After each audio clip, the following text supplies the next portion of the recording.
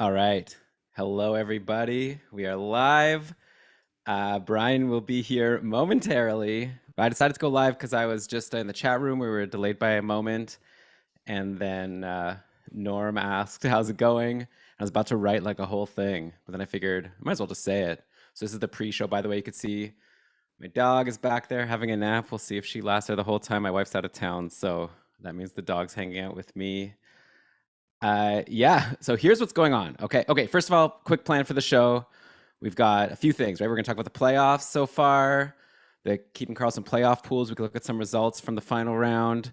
We're going to talk about the patron rankings, a really interesting ranking at 7, and which I should probably get that open for.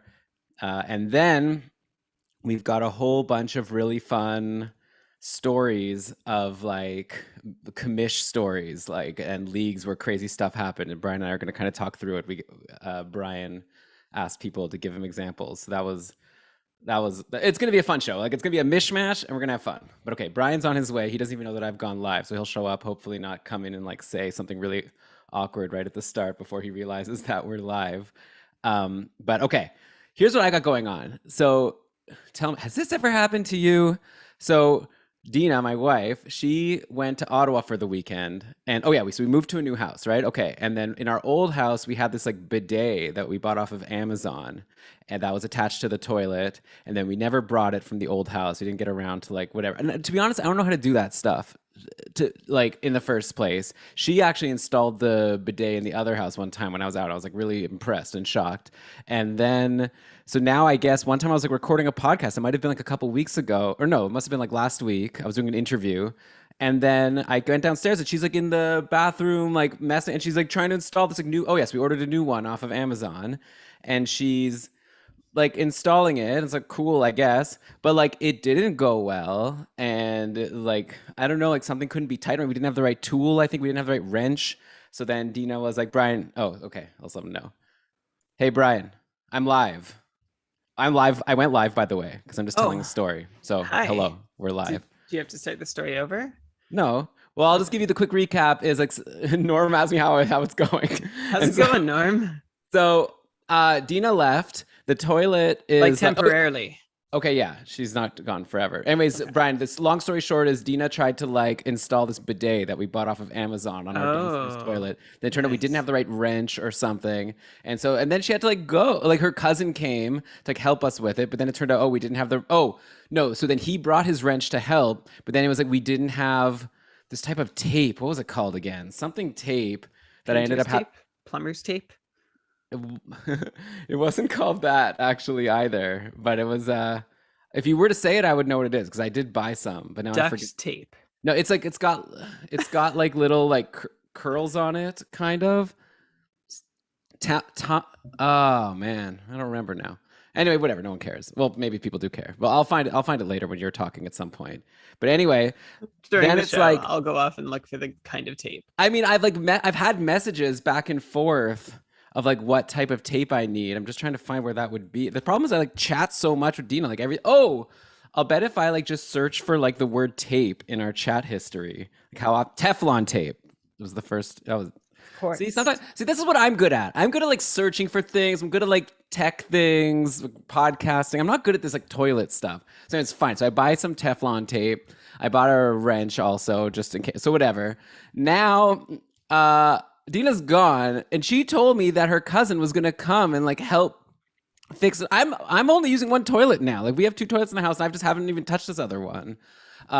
Then like today, she tells me that oh, I shouldn't even like say, well, whatever. Her cousin said like that I should be able to do it myself. Like it's not that hard. It's like, you know that like, oh, it's not that hard. He should be able to do it. And he sent like a Oh link to a yeah, YouTube I video. hate it when someone says that because I usually cannot, and it's like I already know It's I can't, embarrassing. and it's like a insult to injury. And also, I didn't even start the job. I have no idea like where we are in this process. Like Dina started it, then she's gone. Now there's like this like the seat is like off, and like there's like I don't know what I'm supposed to. And he was just like sent me a link to a video, and he was like, "You should do it. And if you can't do it, then call me." So it's like I don't know what the etiquette is of like should I like just call him and say I tried and lie, or should I Has the actually toilet try? ever worked, or is this No, you it trying worked to like? fine. It worked Oh, fine. But then Dina wanted to install this bidet that we bought off oh. of Amazon.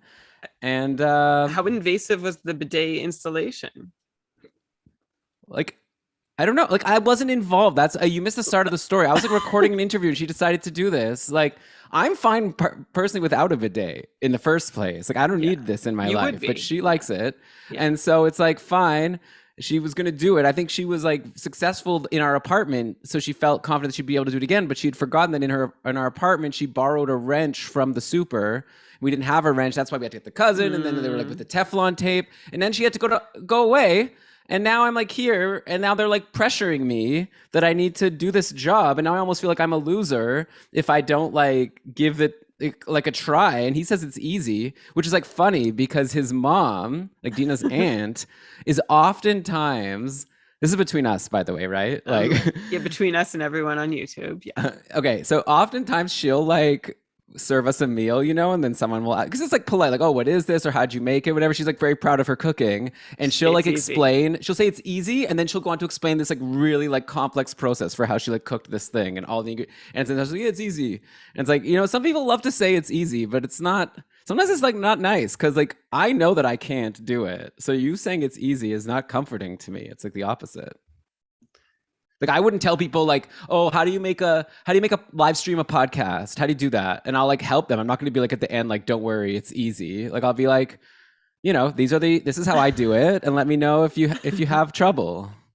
I'm not gonna be like it's easy because it's not easy. Like telling anyone that a task is easy that they need help with, yeah, it really sets them up for failure. It's easy like once you've done it. Like I'm sure once I figure this toilet thing out, then like if I were to do it again, it would be easy. But I'm worried also like because this is not my condo anymore that I'm renting. Like I own it. Like I don't want to mess it up, and then I'll have to call a plumber and pay all this. I don't even know what we do. I wish we just bought a plumber in the first place. To be honest, I don't know how much a plumber is. Bought a plumber, like whatever. You bought a plumber. What rent? You rent a plumber? You hire a plumber. You hire a plumber. A plumber is a living, breathing human. Elon. You can't buy it. Like okay, well you know what I mean. You buy their services. I'm trying to like shorten. You know, this is a podcast, Brian. I can't just go on all night. We have a lot to talk about today. Yeah, we should probably start. Okay, so I was telling the people who joined us live that we got a big show today. So we are going to, well, okay, let's go live and then. And Adam, yes, we are talking about fantasy hockey pool drama. So if you've got a live story, especially if it evolves over the show, I would definitely share it at the top, and then like you can like a story that's happening right now, like unfolding at this moment before our eyes. Yeah. I mean, Adam, I could send you a link to join it when it's time that we're talking about it. If you want to come on, I'll send you the link to join the Zoom call and you can tell us. But okay, let's start the show and let's do this all live. Okay. So Brian, let's start the recording. That's an important part. For those of you that want to learn how to make a podcast, step one. It's not that easy. It's not hard, but you have to remember to record it. Okay. So let's do that. It's different saying it's not hard compared to it's easy. Yeah. Yeah. Okay. So are you ready, Brian, to start the recording? Do you want me to try No, notes? like I wanted you to try it. Okay. In advance to confirm that it works for you. I'm quitting voice memos. If you've never tried it before, I have an idea for those of you interested in recording podcasts. Brian uses Audacity to record, which is like what I use too. That's also what I use to edit the podcast. Yeah, but it causes Brian's fan to run, and so I had a thought that maybe like Audacity is kind of like a heavy-duty piece of software, right? Because it does a lot of things. So maybe if Brian's only using it to record, maybe that's the reason why his fan is running. So I thought like Mac comes with this voice memos software, which I'd imagine is probably less, intensive. It's probably just doing the small thing. So maybe sometime this week you'll try it out and verify that it works for you. Because it might not be on the right microphone. You'll have to like try it. Like you have to. I don't know. Anyway, okay, but let's do it. For the record, I tried three computers straight out of the box, and all of them turned the fan on. Yeah, when I had done nothing. I know. So now I'm saying we could blame Audacity and record a podcast. Yeah, no, mine runs sometimes too. So yeah, but I'm saying maybe like voice memos will be the solution. So we'll try for next time. All right. How do I sound? Is my sound good? Yeah, I think so. It's not great? Again. No, it is good. I just turned the volume up a bit just to make sure. Yeah, okay. I think you're good. Okay. How's my sound? You sound so good. You sound healthy and happy. And the thing that you don't even realize, when I hear myself in this room, super echoey. Wow. But to you, the listeners, no, it's the Shure MV7. The Shure, unpaid advertisement. There's only one way to be sure. Well, you've been advertising Amazon for bidets all episode. I didn't advertise. I mean, that's where I got it, but I'm not saying it was like a good. I mean, I don't have a bidet store nearby, and I wasn't, sometimes it's just I'm sure there's convenient. an independent Oh, I know. retailer. And then I'm not supposed to pay with credit card because they're gonna have to pay fees. Like, according to you, I'm gonna have to like do a whole job like to get this stuff. No, you look for the independently owned shop and you go Yeah. pay with your credit card if you want. That's better than I not thought, no, giving you'll them the judge me sale at for that all. too. I don't At judge. least I could pay, at least if I buy Dollars with are votes, Amazon, Elon. Dollars are votes. You at give least if dollars to I, Amazon, you're voting for them to continue what they're doing. yeah. Yeah. Amazon makes most of their money from AWS anyways. So really it's like, we should like, that's really, if you want to hurt them, make your, software. I should convince my I company don't to like use not use AWS. AWS. Well, you Yeah. don't, like companies do. Yeah. But it's really good. Like, I mean, if we didn't use it, we'd have to find an alternative that can support our, like our company. Anyway, whatever. I'm not doing an advertisement for Amazon, but at least I could pay with credit card on Amazon and not feel guilty that I'm making them pay fees, because it's like, take it. You should pay the fees, Amazon.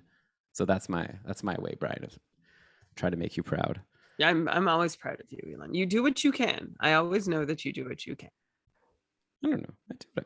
Yeah. All right. So let's start the recording. So, are you ready for this?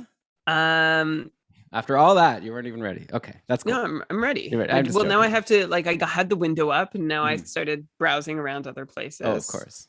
I do that too. Yeah, for sure. Okay. 3, 2, 1, record. Recording. Corden. James Corden. Are we a pro Corden podcast? I don't think I have much of an opinion on Corden. I'm a Seth Meyers guy. I don't really watch these late night shows, but if I was to watch one, it would be Seth Meyers. So I throwing my vote out there. I don't have cable, nor am I awake that late, so I really can't. I guess you could watch. You could watch clips on YouTube, but you don't have. There's better things to watch. All right, let's start the show. I watch TV on YouTube very often. Apparently, kids are really. I think that one day your daughter will kids. be into a that. really great app for anyone who YouTube. For anyone who watches YouTube or whose kids are on YouTube. Hang on, I'm getting the name. Is it going to be something that like monitors how long they watch it and turn it off, or some like mean thing like that? No.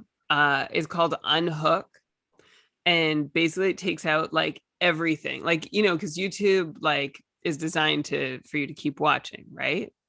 And like to like give you all kinds of recommendations. I can hear you rolling your eyes. I don't have your video, but I can hear it, and so it helps you. It just helps you hear me. Why don't you have my video? I need you. I have it now. I didn't realize good. Sometimes I wave my hand at you.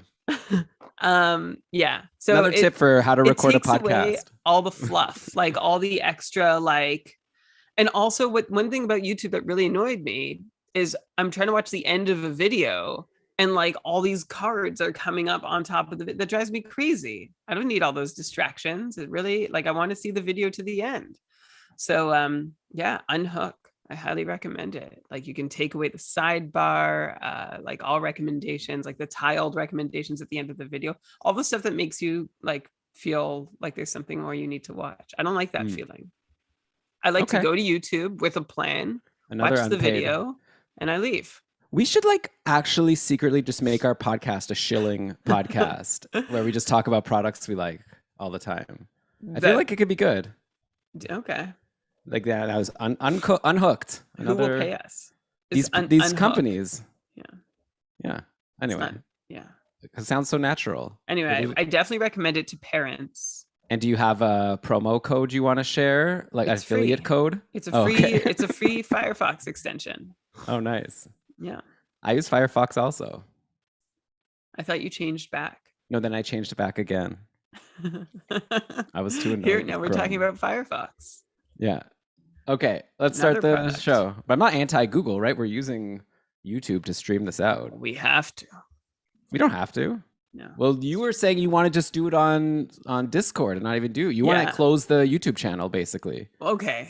See you this is the last show, guys. I said for the patron cast. I think it's. I think it could be good for the live show too. Sure. I would miss all our YouTube non-patrons too, but I think for the most part, it's patrons watching. They wouldn't be able to see Cody. If you'd be sad, comment. If you'd be sad. They wouldn't be able to see my dog in the back. I don't know. Stay perfectly still for an hour and a half. She's licking Speaking herself right now. speaking of an hour and a half, We should start? yeah. Okay. Yeah! Yeah, yeah, yeah, yeah! Oh, no. Keep Too it. much. Too Keep much. that. Keep it? Okay. No, I don't.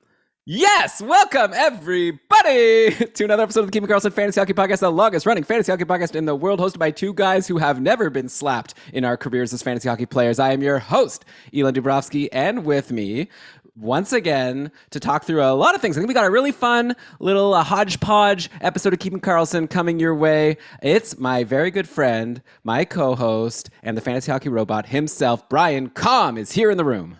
Hello, Elon. Hello, everybody. Welcome. I hope everyone's enjoying the playoffs, which I think, and I really do think this to be true.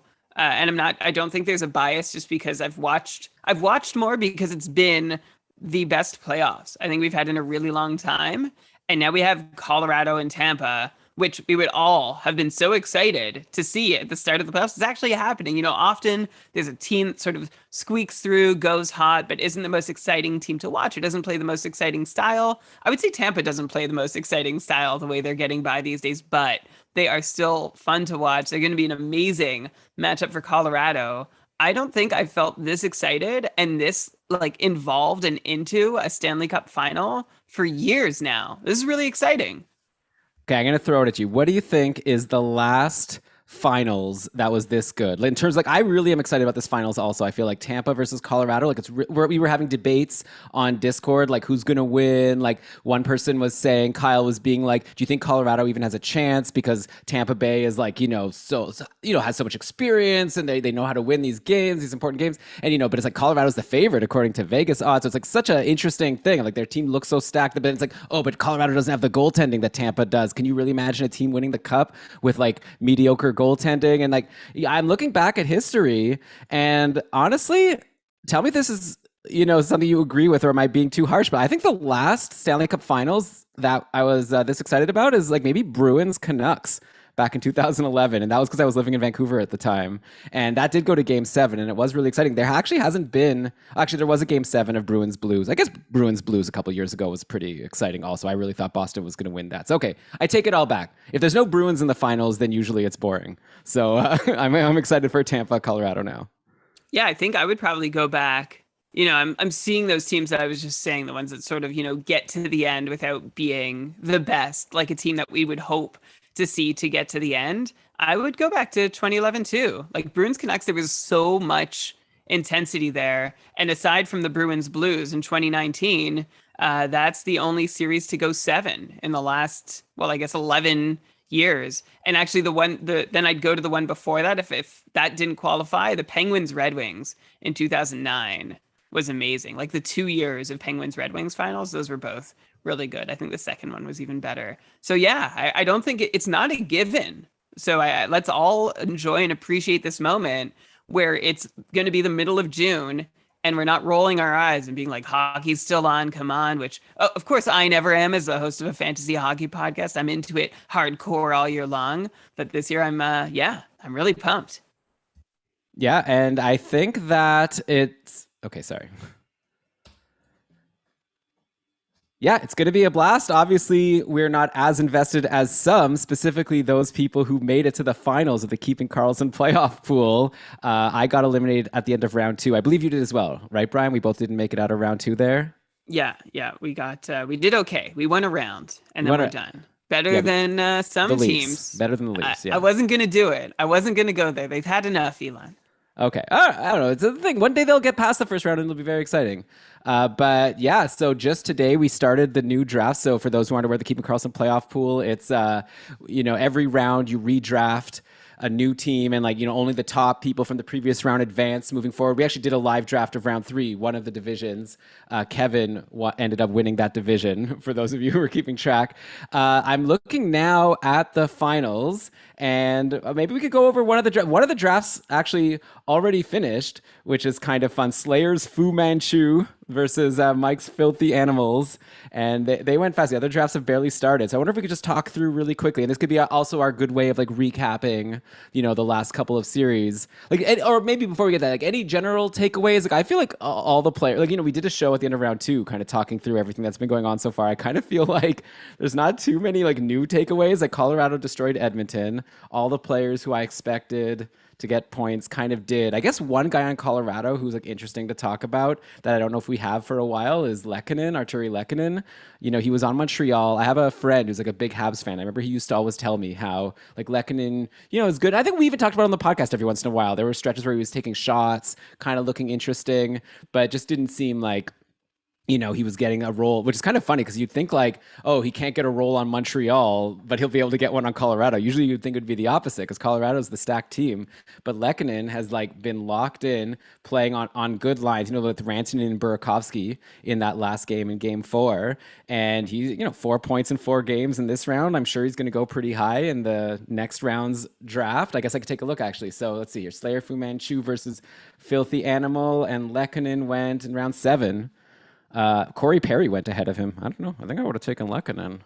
I don't know. Anyways, Brian, what do you think? He's UFA, right? At the end of the year, like he'll be going to yet another team, and I feel like he's maybe, if that's the case, yeah, it is. Then he's probably earned himself a nice little, salary increase. I think he's earned himself a raise with this impressive playoffs. Yeah, well, in his sophomore season, Lehkonen sort of got on our radars. He played 66 games, had just 21 points, but he was taking 2.5 shots per game and saw a nice bump in ice time. In fact, he played 16.5 minutes in that sophomore season in 2017-18.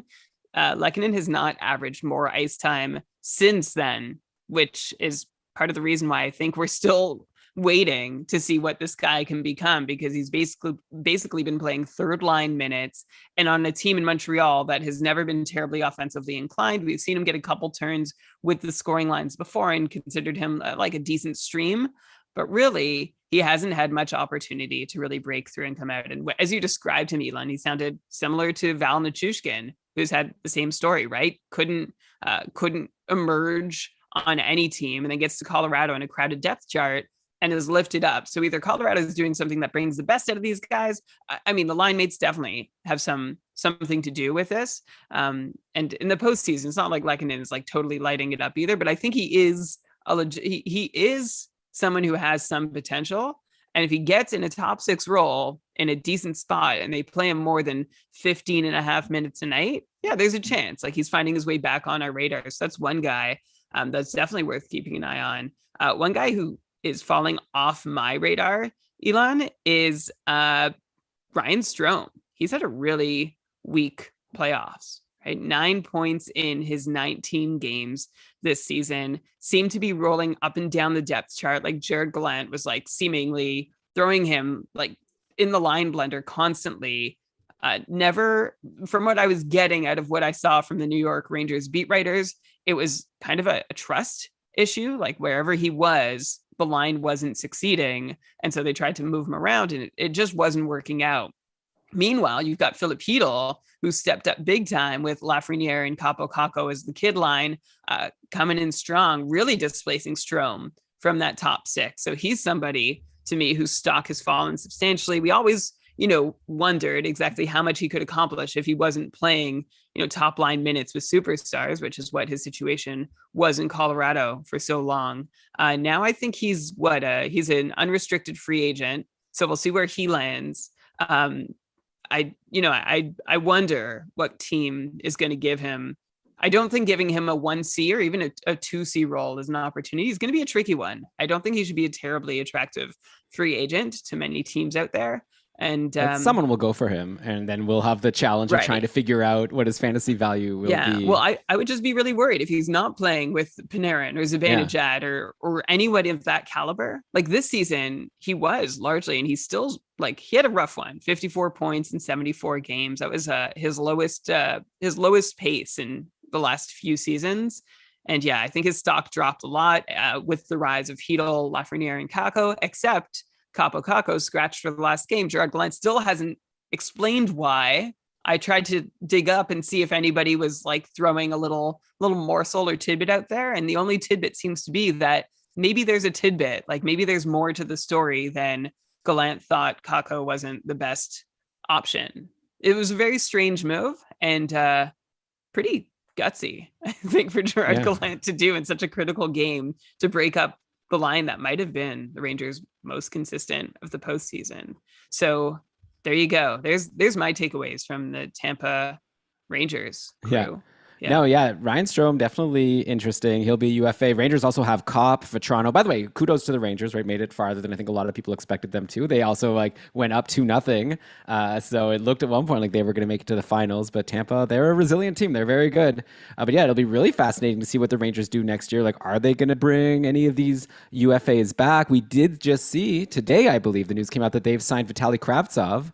So maybe he'll finally get a chance to crack this team after, wanting to be there, just not being able to. So he'll take one of those spots, and yeah, it'll see. And it is interesting, right? Kakko not playing in that final game.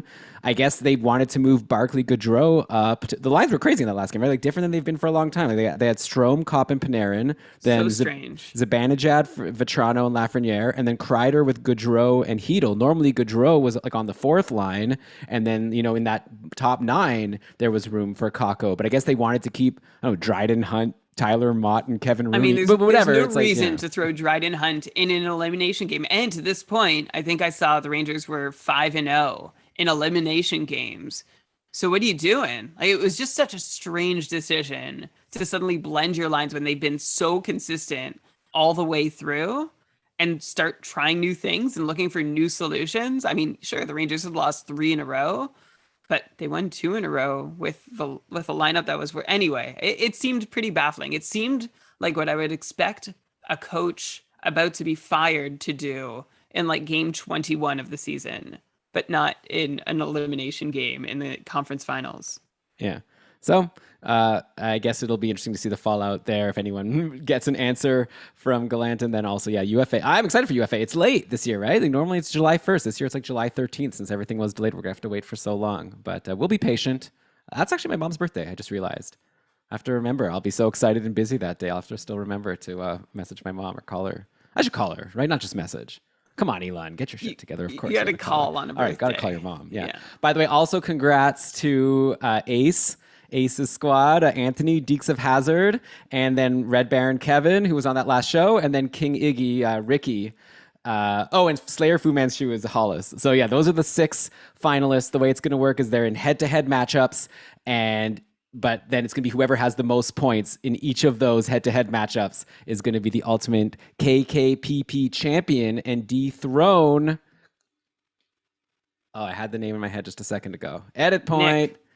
Nick Oh, yeah. DiStefano. Right, yeah. And dethrone Nick DiStefano, who was the winner last year.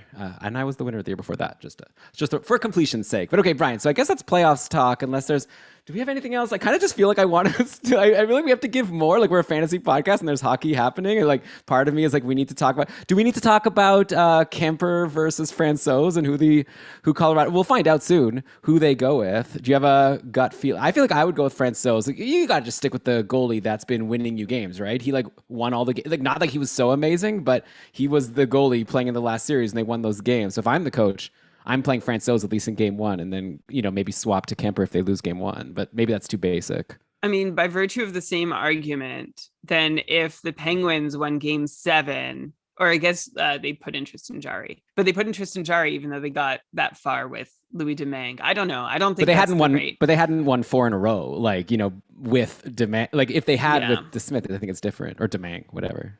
Yeah. Is Domingue a free agent now? Is he going to be in the league still? There was some goalies last year. Remember He shouldn't be in the Berube? league. Berube got in some games. Jeff Ruby, yeah, he had some good games this year too, and some bad ones. I don't know. Francouz has not been lights out.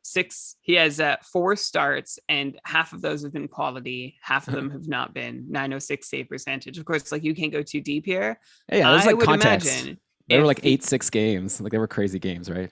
Sure, because he let in a lot of goals. Well, but I would say if the Avalanche entered the playoffs with 2 healthy goalies and they decided that with those 2 healthy goalies, they wanted Darcy Kemper to be their guy, then I would imagine that if Darcy Kemper is 100%, then they'll go back to him. I don't see why they wouldn't. Yeah. 60% quality starts for what it's worth, but an 897 save percentage in 10 starts so far. So 6 quality, 4 not. Fair It's been, enough. I mean, Elon, you actually, like on the Discord, we were, Hmm. I can't remember what the discussion was or where it I came can't tell from. if you're about to like compliment me or call me out on something. So we'll see Well, I'm here. going to call you out on Oh something, no. but it's not a huge call out. I'm just curious because I mentioned that, the Avs weakness is their goaltending. And Hmm. it seemed like you took exception to Well, that. I see what you're talking about. Yeah. I would say like you could call it like weak. Like I think their goaltending is like mediocre. I said it's their It's weakness. their weakness, right? So maybe it depends. Maybe like semantics here, right? Like I think like if you look at the whole NHL, I wouldn't like call like Darcy Kemper and Pavel Francouz like a weak goalie tandem, like not like a tandem you should like be comfortable with. But obviously, when you're going against like a Vasilevsky or a Shestyorkin, which is what we were discussing, like it just looks like such a lopsided goalie battle. So yeah, I just didn't want like because there's some teams with like really weak goaltending, but I guess if you're saying it's their weakness, I guess if we have to pick one weakness, it's not their forwards and it's not their Yeah, defense. So yeah, there's that's no it. other option. Yeah, it's their flaw, right? Like that's their Achilles heel. If Colorado's getting beat, I think it's because of their goaltending. We chatted about this on the last show too. I mean, they've survived just fine. I guess my question going into the finals is, they've literally lost one game in regulation. They've lost 2 games total. One of them was in overtime to St. Louis. The rest they won in regulation, and they lost once to Also St. St. Louis. Louis, yeah. St. Louis, and yeah.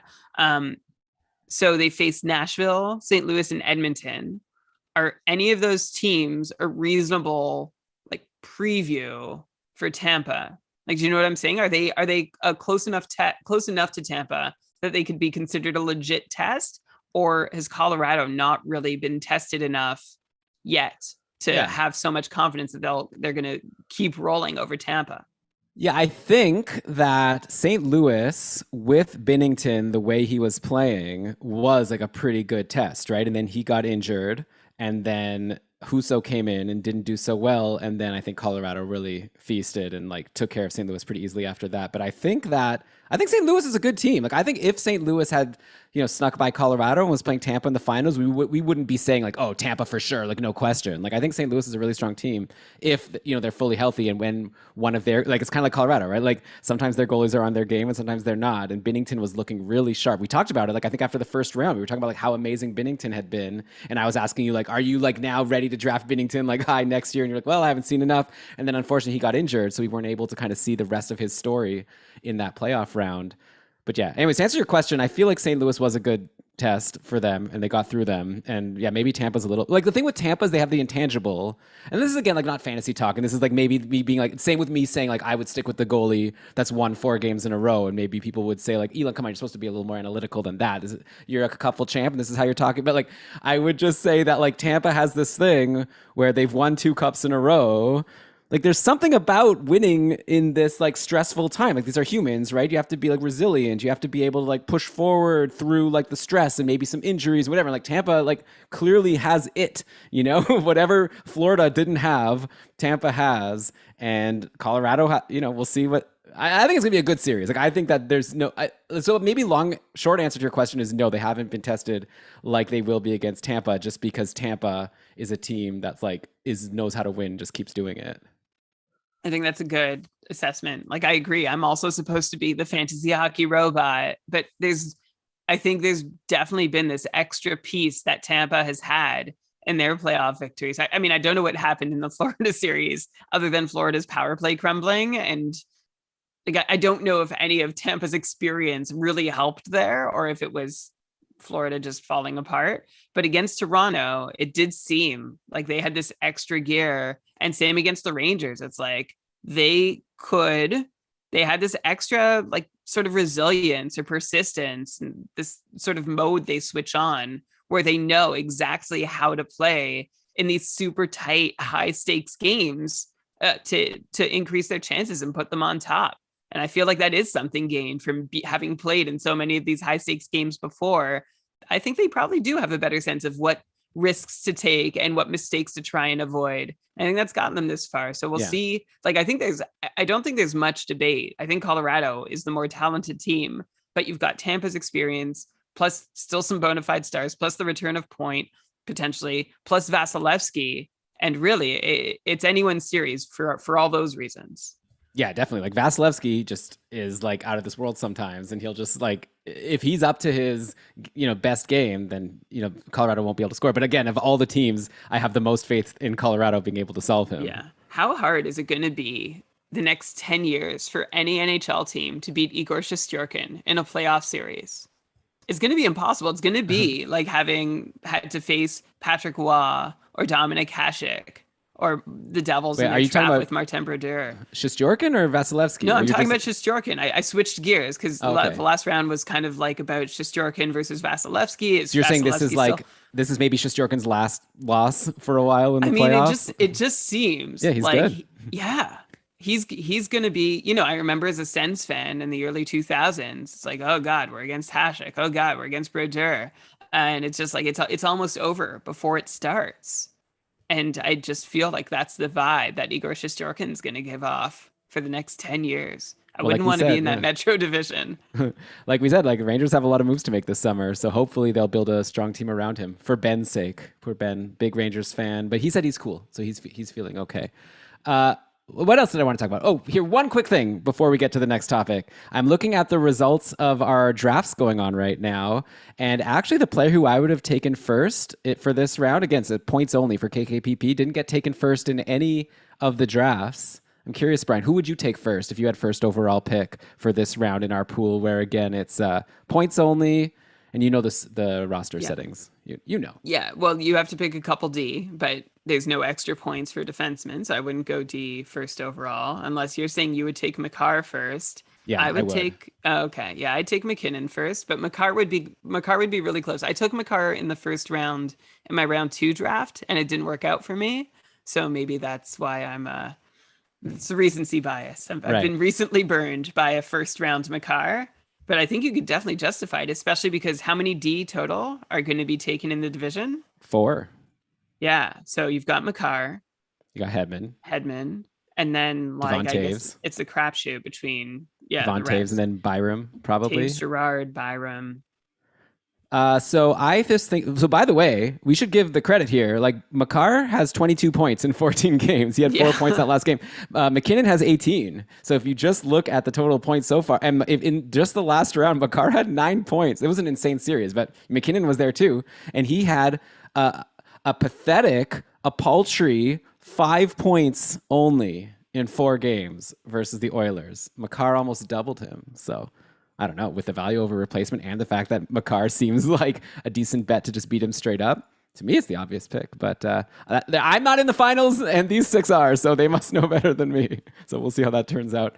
Brian, okay, next up, what I wanted to talk about before we get, so did I even say like what we're doing? I think I said at some point, we've got a really fun main event for this episode, which is that Brian has collected a bunch of fun commish stories. And we're going to talk about being a league commissioner and some of the challenges that you face. And we're going to talk about some that we faced in the cupful and like some stories that people have shared with us. We're just going to lament and maybe also share advice on what it's like to be the commissioner of a fantasy league when things aren't going smoothly. So that's the main event. Did I mention also that we're presented by DelverHockey.com? I don't think I did. It's a very good website. Check it out. I'm using Frozen Tools right now to tell you that Makar had 9 points in 4 games. That's where I got that info. So Frozen Tools and Dobber Hockey, very awesome. The other thing I wanted to talk about, Brian, is we've started our fun annual tradition of ranking players on our Discord. Every single day we do a vote of who we think should be ranked next, and we use couple scoring. And if you make a vote and that player doesn't get voted on, then you just your vote carries over to the next round. So it's a really fun thing. Dave Betton invented this like 7-8 years ago, back when we had a Facebook group. This year, I started it. Really thankful to Andrea, who is one of our awesome patrons, and she's like taken over as a volunteer to run this thing. So Andrea's been doing an amazing job these last few days. And Brian, it's pretty wild to see the results so far. I think next year's drafts are going to be really wild. Like we just finished vote 7 yesterday, and it started off pretty basic, right? McDavid 1, Matthews 2, Draisaitl 3. I think I voted McKinnon, but whatever. That's like a coin flip. McKinnon 4. Then Makar went 5, which was kind of like, wow, like that's a big change. Like he was like 19 last year and he went 5 this year, but not too surprising, especially with the playoffs that he's having. I wasn't like blown away by that. Kucherov 6. Then all of a sudden, now all the votes for number 7 were like players that we haven't seen drafted in the first round, like ever. Like Huberdeau was getting votes, but the winner was Kirill Kaprizov. Over, so this is over like Ovi, Barkov, like Rantanen. I'll name some more: Pasternak, Patrick Kane, Brad Marchand, Vasilevsky, Panarin, Barkov, Marner, Makar. Like those are all the guys who went in the top 14 in our ADP from last season in the Cupful. Yeah. And who Kaprizov has just vaulted according to our patrons. And like for good reason, right? Because if you look at last year's stats, he ranked 4th in total couple points. So we give, a lot of points for goals over assists. It's like 4.5 for a goal and 3 for an assist. We also give a decent number of points for shots. Kaprizov had 289 shots. He even threw some hits and blocks, but like his 47 goals obviously made him rank really high. The only players in the league who scored more goals than him were Matthews with 60, Draisaitl with 55, then Kreider who had 52, but like many fewer assists. Then Ovi had 50 goals, and then Kaprizov 47. But like Ovi's 50 goals were with 40 assists, which is a pretty darn good season. 90-point season for Ovi.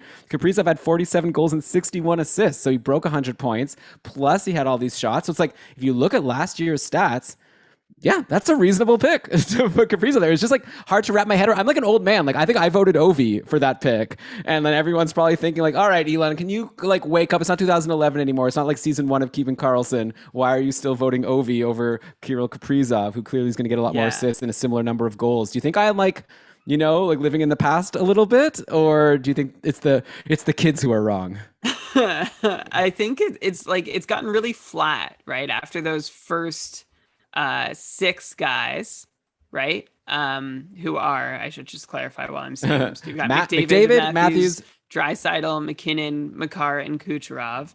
Makar has joined that group this season. I think it really does level out to a bunch of guys who don't have the same upside as those players, like could have a crazy successful season, but really at that point, and looking at last year's players who were taken after that group, like Pasternak, Rantanen, Patrick Kane, Brad Marchand, Ovechkin, Panarin, you are looking for the best bet for 100 points, right? Like you're looking for somebody who you can count on, that you're not going to have to worry about week to week, that you just plug in and they'll pace for 100 points and you're good. And I think Kaprizov is about as good a bet as anyone, especially with Pasternak. Like Pasternak would have been the guy, but the way the Bruins split their lines this past season, which still worked for Pasternak at times, but I don't think it worked quite as well as it had also, to load up the top line. And we don't even know what the future of Bergeron is in Boston, and there's a new coach. So like there's a lot up in the air there. And if I may interrupt, also Marchand is injured for like a big chunk of the start of the season. So yeah, you could say like, well, yeah, Pastel will just stay on the same line. He'll play with Hall and Howla, even if Bergeron and Marchand are gone. But there's a big difference being able to be the second line as opposed, making the other teams defend against Bergeron and Marchand first. Yeah, and that's a loss on the power play as well. Right, like of course. From that top unit. So Pasternak isn't there anymore. I think I'd go... Like, I think Rantanen would be the one that I would be as confident in. Like, I guess I'll put Rantanen and Panarin and maybe Marner up there as guys that I think are about as dependable for 100 points as Kaprizov. But that's where I'm at. It is really interesting. It's fun to see a brand new name up there. It's not like brand new names aren't allowed. Like, it's just like, hey, this is how it happens. It just, boom, appear. Well, yeah, and also it's really fun now. Like, the current votes for Vote 8, it's looking like it could be like Ovi or Barkov or Huberdeau. And like, it's also fun. Like I always used to think of it as like... I forgot Barkov and Huberdeau. I should add them to that last list. Yeah. And like, to me, it's like, I've always kind of felt like Barkov is ahead of Huberdeau, but obviously after this last season where Huberdeau outpointed him, I still feel like I'd go Barkov. Like it's just a hunch. I don't know, but maybe that's dumb. Yeah. No, I would also. Well, we could both be dumb, potentially. It's hard to say. It's going to be interesting. Like draft, like obviously we're going to wait to the offseason. We're going to go through UFA, and then we're going to start talking about planning for our drafts next year. And I think that I just going to really have to think about like if I have to change my strategy just because there's like the number, like because I'm doing an auction draft, right? There's like so many like star players, but like I don't know, like do I spend, is this like the fact that sort of it's becoming more flat at the top, is that a sign that I should really spend big and get like a McDavid or a Matthews? Or does it mean like save my money and I'm probably going to get like a Rantanen or whatever for even cheaper because there's like going to be so, but then everyone's going to have one of these guys. So yeah, it's just, and I guess that's what happens also when you're in a league where like there's higher scoring than ever before, inflation in points, to make a topical reference. So yeah, I guess I don't know. We're gonna have to definitely like really take some time and research like the projections and try to see if we need to like adapt our draft strategies. But we'll get to that obviously in the off season. But okay, so Brian, with that, I think we could get to the main event, like I said, of this episode of Keeping Karlsson. So let's take a quick break, and then we'll get to all of that fun commish stuff. So yeah, we'll be back in a sec. You're listening to Keeping Karlsson. Let's let our advertisers do some shilling, like we did in the pre-show. Can you hear anything right now on my mic? No, I don't hear anything. Great. Is the fan going right now? Yes, but something else is going louder, but I guess it's far enough away. But here, let's do a quick recording of the fan anyways.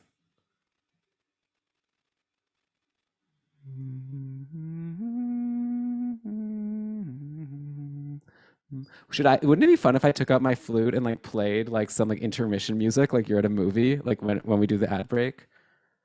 That probably wouldn't be fun. I don't know. Also, I don't know why this song. I don't know why Edelweiss from Sound of Music came into my head there, and I wanted to hum something.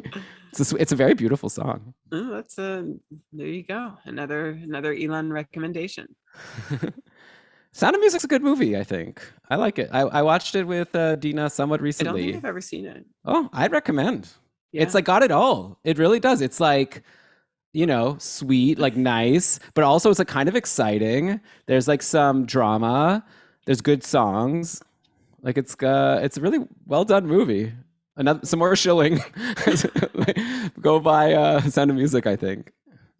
But okay, ready to get back to the show? I'm ready. What a good start to the show. Look at us. Hardly any edit points. Yeah. It's like when we don't prep words to say, then we don't make you can't make a mistake. We also, I don't think, can listen as closely to one another to hear those mistakes because we're busy. Oh, I'm sometimes like looking stuff up and just curious, you know. I was listening closely to you. No, I've listened very closely to you. Yeah. No, you're listening better now. It's like during the season there were times where like I'd like ask you a question, then you'd like respond like telling me the same stats I just said. Sorry. No, you're the best. Okay. All right. Welcome back, everybody, to Keeping Karlsson. We are on part 2 of this episode, the Hodgepodge episode, which I guess you've seen the name. Brian, do you have a plan for the name of the episode already, or are you going to like message me at like 11 p.m. with like a million choices and telling me you don't like any of them? I have no idea. Well, now that we went for like 40 minutes on stuff that wasn't the main chunk, it might be confusing to name the episode after this next portion.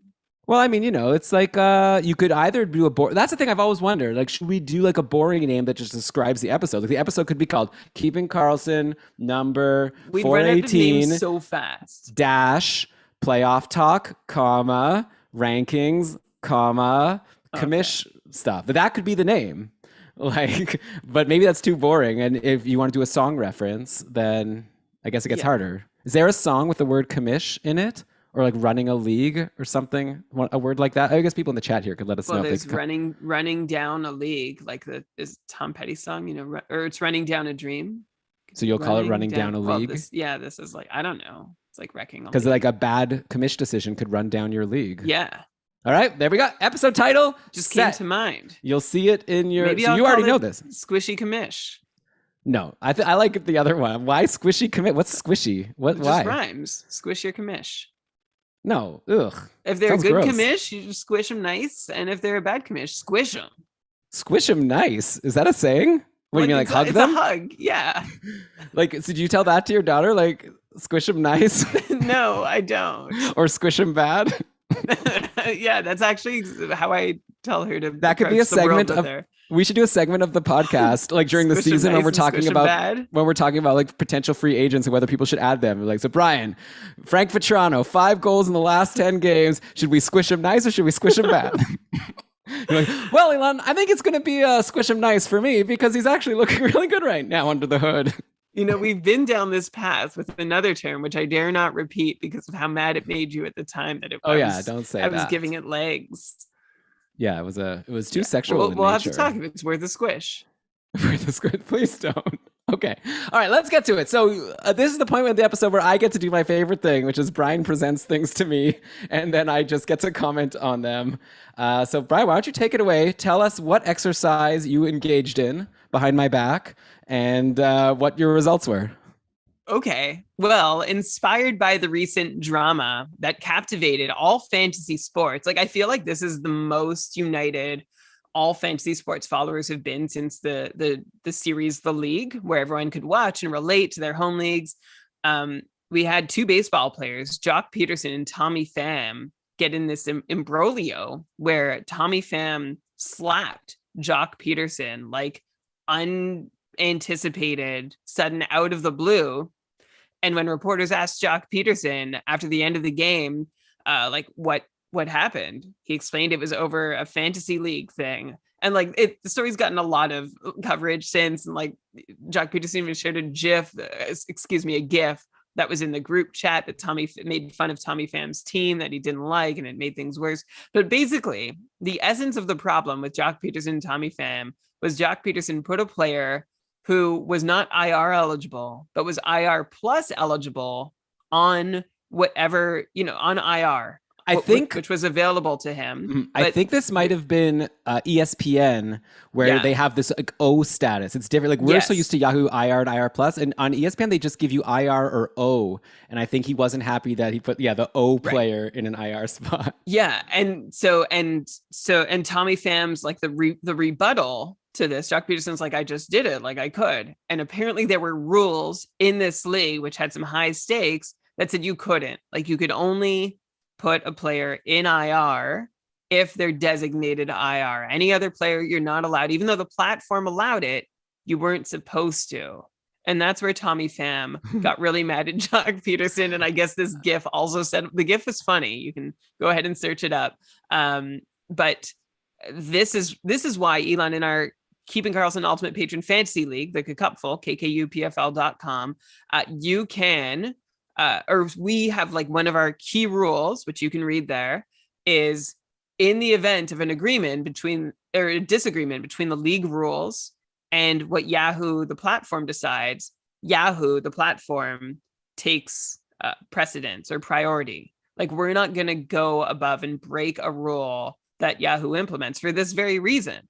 Well, yeah, I guess to be fair, like the Cupful is a league with like, it's actually like made up of like 20 plus leagues, 400 plus people. So it would be really hard for us to enforce a rule. Like if you're in like a league with just your friends, 12 people, it's pretty easy. If you want to make a rule that like isn't supported by the platform, but you just want to like enforce it amongst yourselves, like that's like more reasonable, I think. Like I think for a Cupful we have that other reason that just it would be like I don't want to be like every night like checking every team and making sure they have the IR set up properly. Also, I'm being corrected here in the chat that Norm is saying that in Yahoo it's not called IR plus. So maybe it was Yahoo and I'm just not aware. I'm just thinking of ESPN. No, it was Yahoo and hockey. It was ESPN. This is one of the details that came out. Yeah, I see. So there was like this long, like it really got very intense, and I think more for one than the other, which is why it came to a slap. But this got me thinking, like what other slap-worthy incidents have happened in your fantasy leagues, and like what have been the most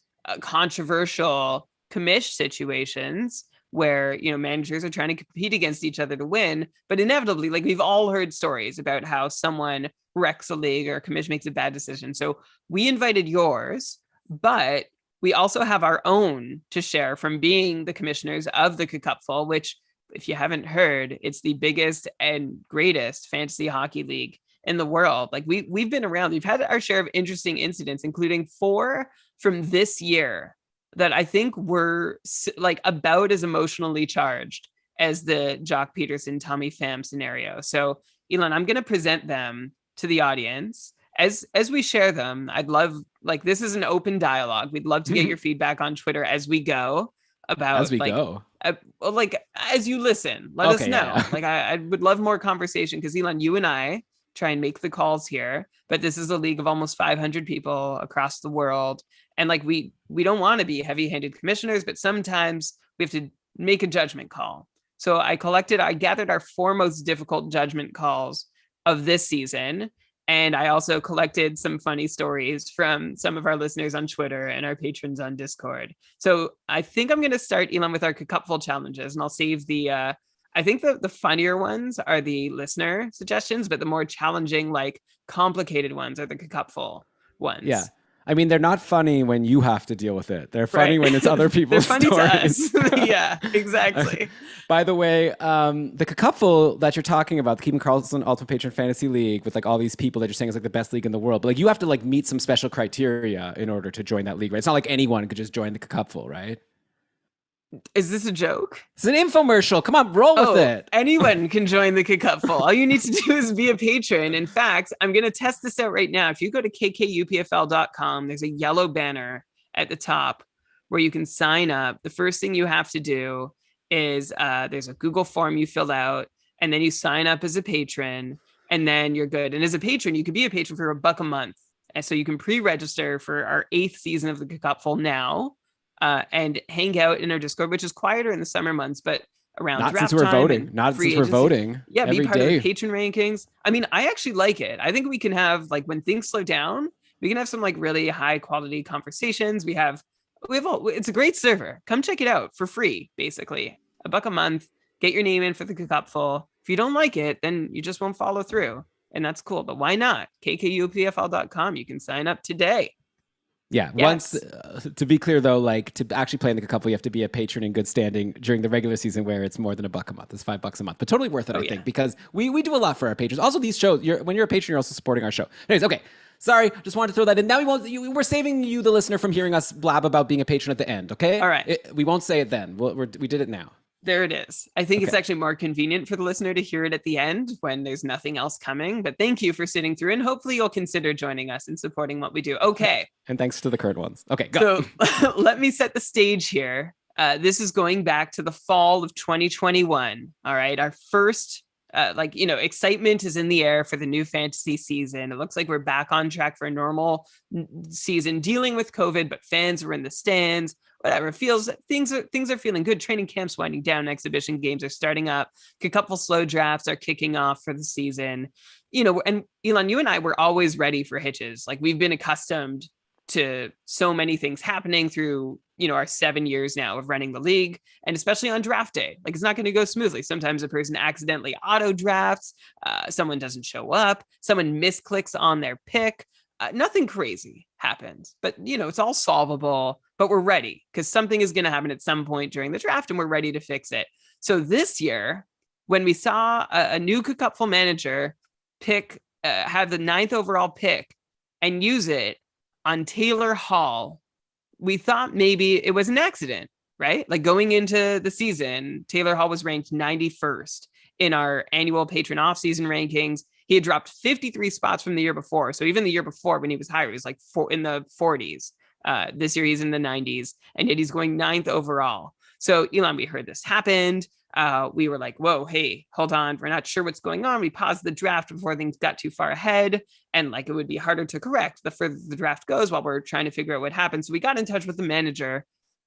Very nice guy, by the way. He took Taylor Hall 9th overall. And we asked him if it was a mistake. And sure enough, the answer was no, it wasn't a mistake. And they went on and shared a bit of their strategy. They're like, hey, I have this really, really good feeling about Taylor Hall this year. And this is in my draft playbook. Like, this was intentional. I went in with this plan. And soon I'm also going to start drafting a bunch of rookies. Like, I'm really excited. Like, I think I've got a solid plan. And so we had a chat, because, look, I mean, we want everyone to do what they want. Like, be in the cupful, play the way you want. But if you do something that's so unexpected and so off, like if you draft Taylor Hall 9th overall, that throws like a ton of the league kind of out of order, right? It throws things off. Not only does it benefit every team that drafts after Hall, but let's say the Taylor Hall, like you drafted Taylor Hall 9th overall, the rest of your team is bad. As a result, you're more likely to bail and neglect your team. And then it's easy wins for teams that are playing you after you've bailed. Like, we want everyone competitive. And we want to be able to say this is the best league in the world.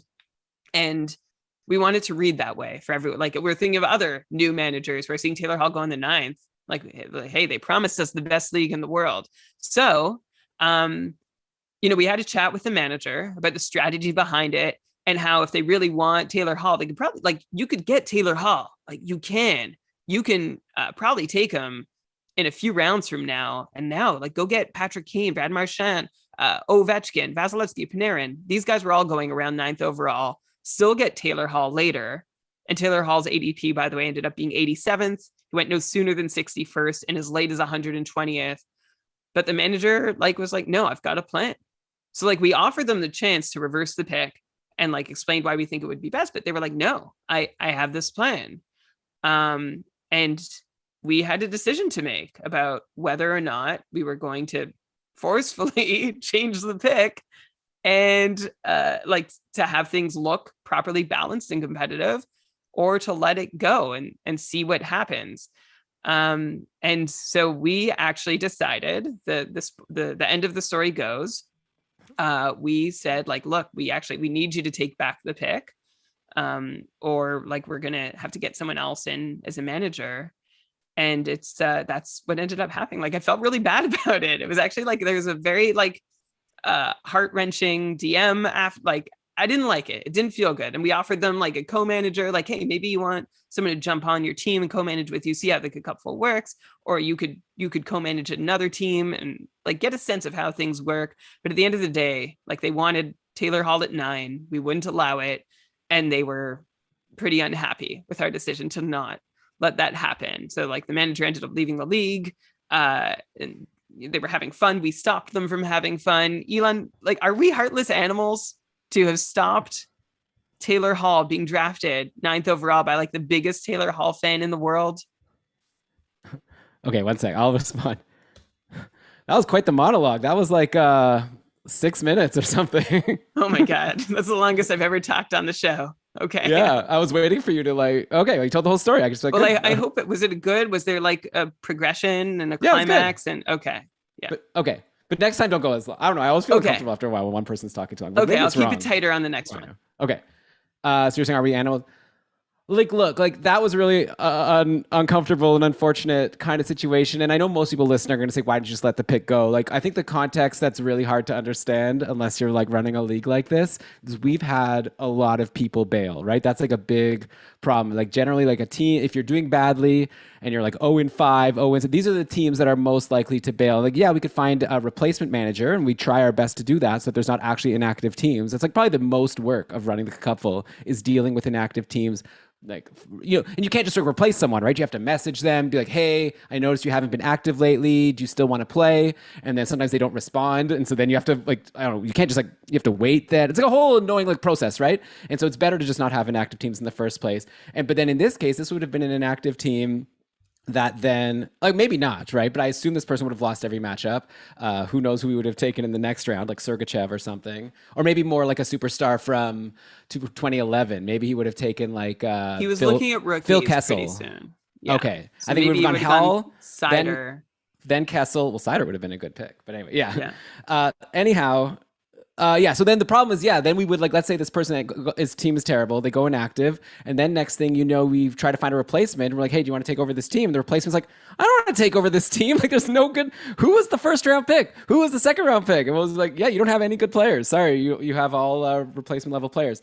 So yeah, we just wanted the person to yeah, because Brian, I think what you said nailed it on the head, and it was uncomfortable. And I think for people's personal leagues, fine, if you want to have the well, you brought up the league. What was the name? Oh, not the Ruxin. Who was the guy in the league who was terrible every season? Taco.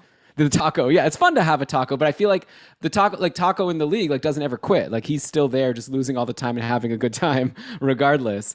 So yeah, I just wanted. So yeah, this was a tough call for sure. Also, there were other signs. I don't know how much you want to get into. I had other signs that gave me the impression that this person didn't really. Was new to fantasy and new to using these platforms. Okay. Yeah, it's just totally fine. We fine. want that. A lot of people in tier 7 are playing for the first time, and we bill it as it's for everyone. And so the attempted solution was to work with a co-manager, to watch and to watch and learn, or have someone guide you through the draft, to help you understand. I just, yeah, like we Yeah, tried. I'll tell Like you we were, this. I'm yeah, I'm happy with with the solution. Like I'm happy that we didn't let it go through. I know that like yeah, it feels kind of bad. I'm sure people will say that like come on, you're over managing or whatever. But like I'm happy that we did it. Like the division ended up going smoothly. Like we didn't have I just feel like whatever. The replacement ended up drafting a more standard team, and then the season I think went a lot more smoothly. So I'm okay with it, but I think that's also a very like a cupful specific thing. I think if it was like my friend league, I would never, yeah. like force them to redraft. I'd be like, good, like give me your money. That's great. Yeah, there was like pressure on like on because we're trying to deliver on what An we promised the experience to like the experience will yeah be to everyone, and this was unfortunately, we don't want to sacrifice anyone at that altar, but like it's what yeah. we promise you will Also, deliver. can I say like sort of a general goal overall for the cupful for me is I want all the managers to like not everyone's going to be good. Some people are going to be better and worse, and some people are going to make better decisions and worse decisions. But I want everyone's decision making to be like optimal, like trying to think in terms of like what's the best thing I can do to win. And like so for example, when you told him that like if you want Taylor Hall, we're not saying not to take him, but why don't you take, like you said, like Brad Marchand right now and then take Hall in a couple rounds? Like I'm very confident you're going to get him. And then he said no anyways. It's kind of like, well, now is this person really like like those are the things, and we'll get to that with like other situations that come up. Like I want to get that feeling for all the competitors that everyone's like playing to do the best they can, and like that just feels to me like this was like a principle thing for this person, where even though they could have had Hall and also gotten like a superstar, and they said no, that just like was a red flag to me that this wasn't going to be someone that was going to like properly manage the team. But anyways, They if this really person's wanted listening, I hope they did. They're going to be like, what the hell? they were new. They really wanted to try out the strategy, and like my advice to them at the time was like try this out in a public league. Like go join a public league, see how it works for you. But like it's not, and we don't want to script anybody's draft. Yeah. Like free will is allowed, but there was just no conceivable way that Taylor Hall was gonna be worth that for. And like we talked about dropping him for the first 3 months of the Yeah, season, he actually and ended then he up was okay. amazing. He was amazing towards the end. Like he had a really good run, but there was no chance you're making it. Right. Well, even when you say he was amazing, he never like he didn't have a quarter where he was over a point per game. Like he did like pace for around 65, 70 points by the end. He ended the season with 62 or 61 points. He was pacing for closer to 70, but like even if he did that all season, it still is not a first round guy. That's like maybe a third or fourth round guy, especially with the way scoring was in the NHL. Anyways, Brian, I want to move on. This one's like and if a they're sad listening, one. you could come on back. Like you're still welcome. But I think they blocked me on Discord. Yeah. Well, because you did a whole thing. You were like kept on messaging. Bad. I wanted to. Okay. Can I give a general? This is like not being a commish. No. This is my opinion. I want to get people's opinions. Like when someone's like mad at you, is it better to like message and like apologize and try to explain yourself and keep like being like, no, you don't understand. I just want you to understand where I'm coming from. I don't want you to be mad.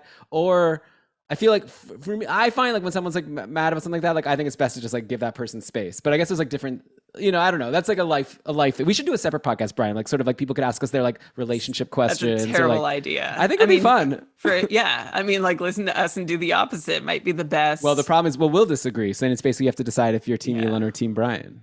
Yeah, team opposite Elon or team opposite Brian.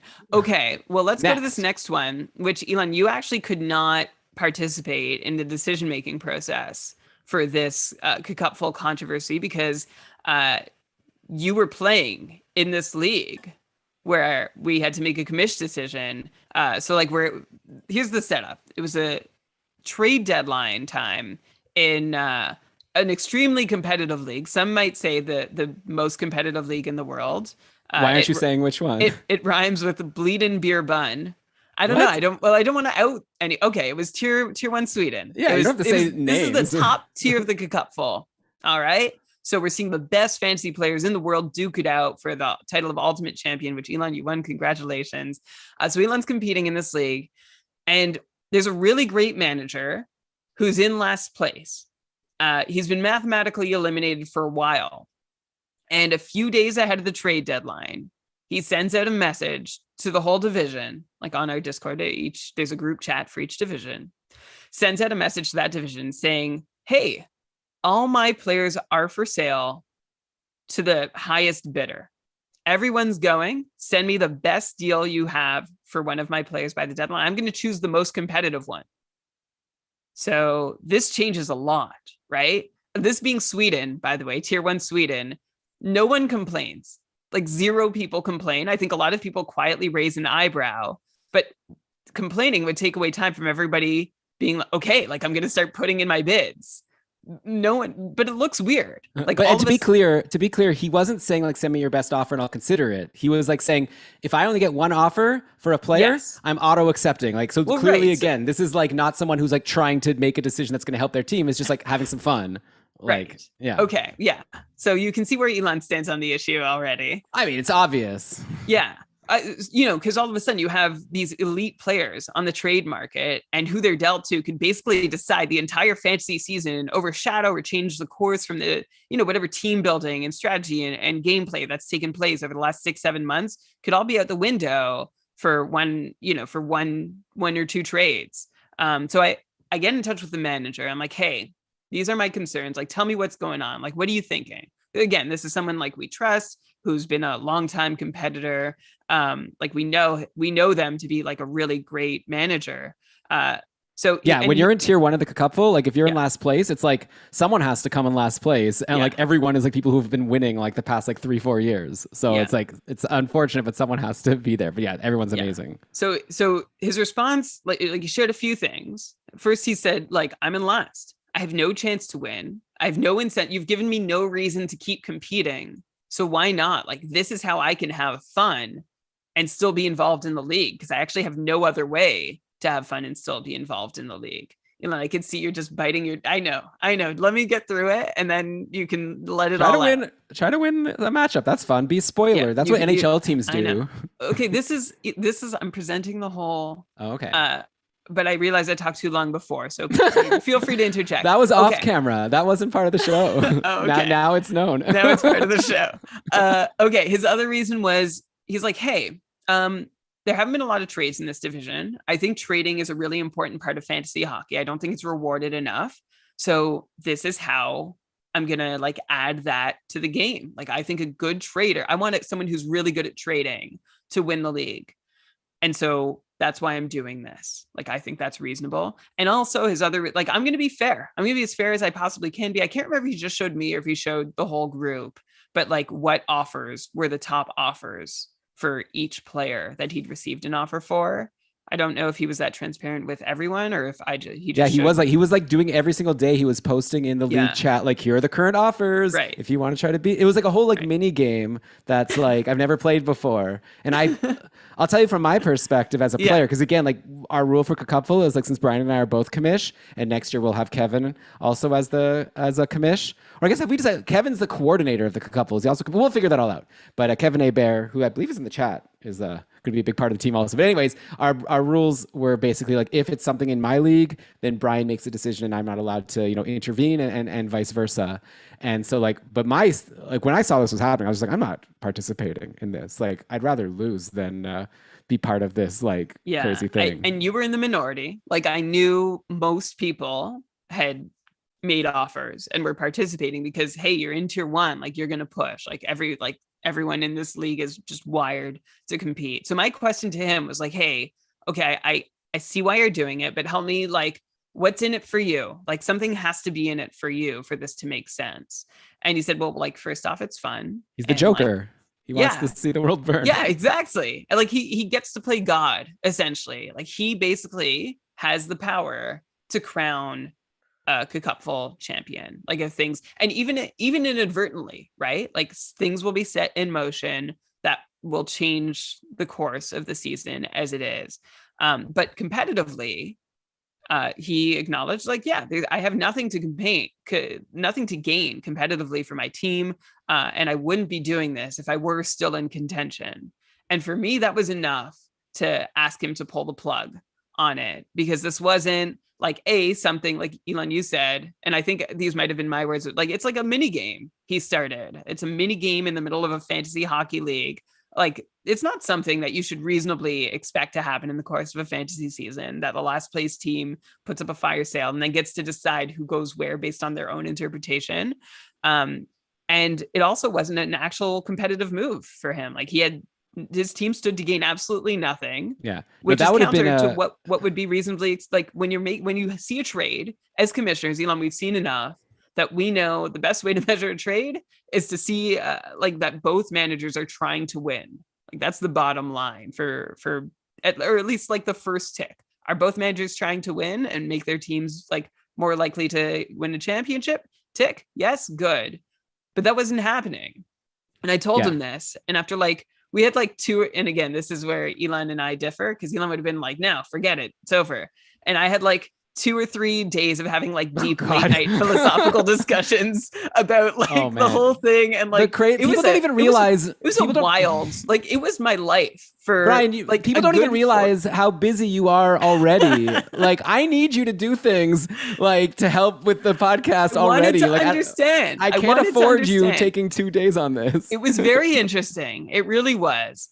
Man, how big of a slap was it? Peterson that slapped Pham? No, it was Pham that slapped Peterson. How bad of a slap would this person have gotten from Pham? Like, if that happened in his league? Yeah, well, Well, so and I was like, hey, sorry, I can't. Like, it can't happen because it's like there's nothing competitive for you to gain here, and like that's counter to the spirit of the league. Yes, I understand you have no incentive, like you're bored maybe. And yes, I understand there's no rule prohibiting what you're doing, but like it's against the spirit of the whole thing and what we're trying to do. And it's not anti-competitive, but it certainly isn't pro-competitive. So when I did that, he shared that like, if that's the call, he's like, I'm going to take care of my team the rest of the season. But otherwise, like I think I'm going to bounce. And like, I feel again, like it's a sad ending. Like, I feel like I got slapped at the end. Like this is like a long time listener, great community member, huge competitor. And I don't want to lose people like that. So like, Elon, you were in the league yourself. You were completely removed from my making the decision.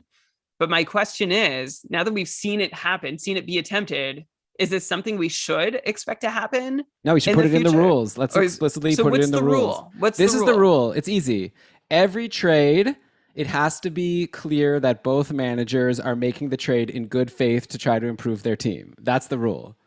Like they think that this trade will make their team better. They don't have, like, I don't have to agree with you. We're not going to like, look at every trade and like veto it if there's, like we think that someone is getting ripped off unless it's like something crazy.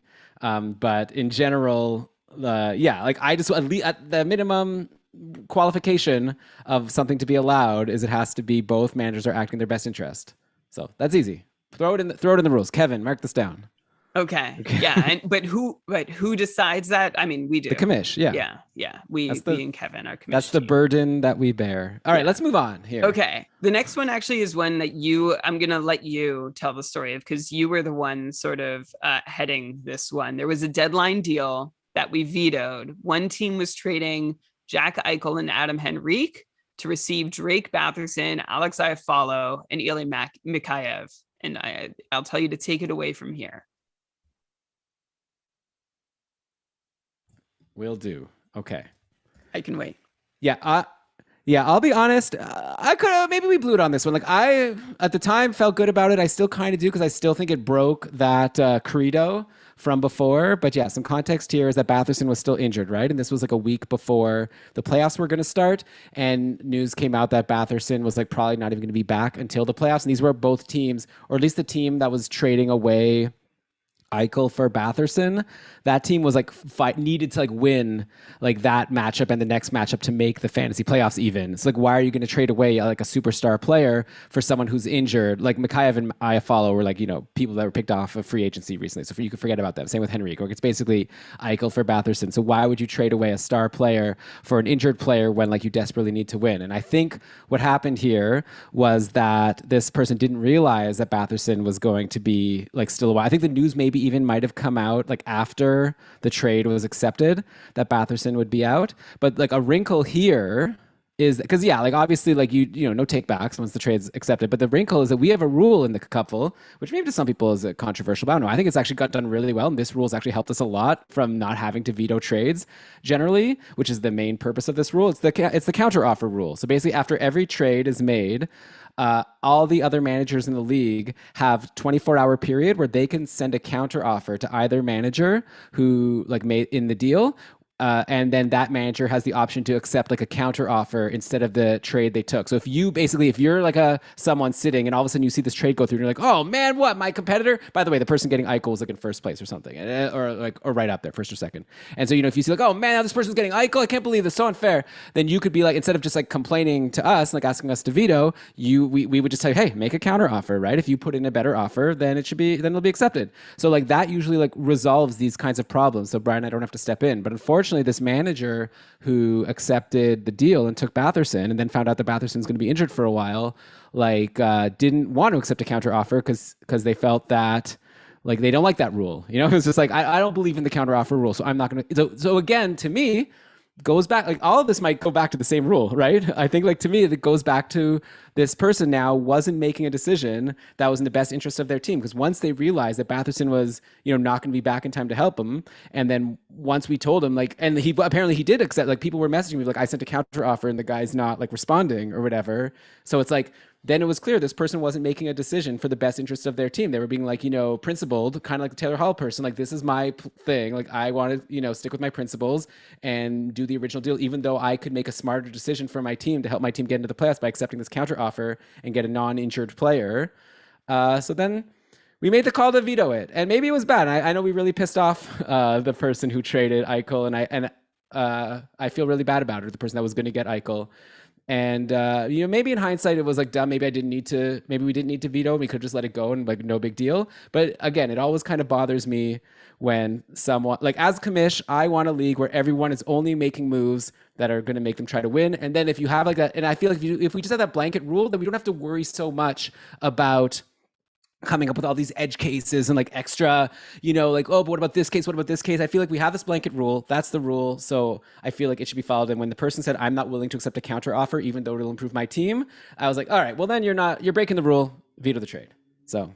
Which sucks, because like this trade could have gone down without us knowing that had we not had this conversation in the first place, right? Like it was this piece. Well, no, people were messaging me being like, this person, like, I don't like this trade, and I made a counter offer, and the person like didn't respond. But we can't control, like sometimes this happens, right? With the counter offer rule, like people are like, well, I think I made a better offer, but they're not taking it. And some people do make agreements when they make the trade. They're like, hey, like in Survivor, like, hey, we're not going to accept any counters. I see what you're saying, Brian. And then so basically what you're saying is like, if he would have just told us, I still think it's a good deal for me. I have a hunch that Batherson is going to come back early, even though the news reports say he's not. So I'm happy with it. Then there's nothing I could say, right? It was like on Seinfeld where he tried to return something for spite. He went to the store and they was like, what's the reason you're returning this? And he says, for spite. I don't like the person who sold it to me. They're like, well, you can't return it for spite. So he's like, fine, I don't like it. It was like, sorry, you already said you were returning it for spite. So so like, I guess that was the rule. If he would have lied to me and just told me a different reason for why he's not accepting a counter, then I would have had nothing to stand on. Yeah.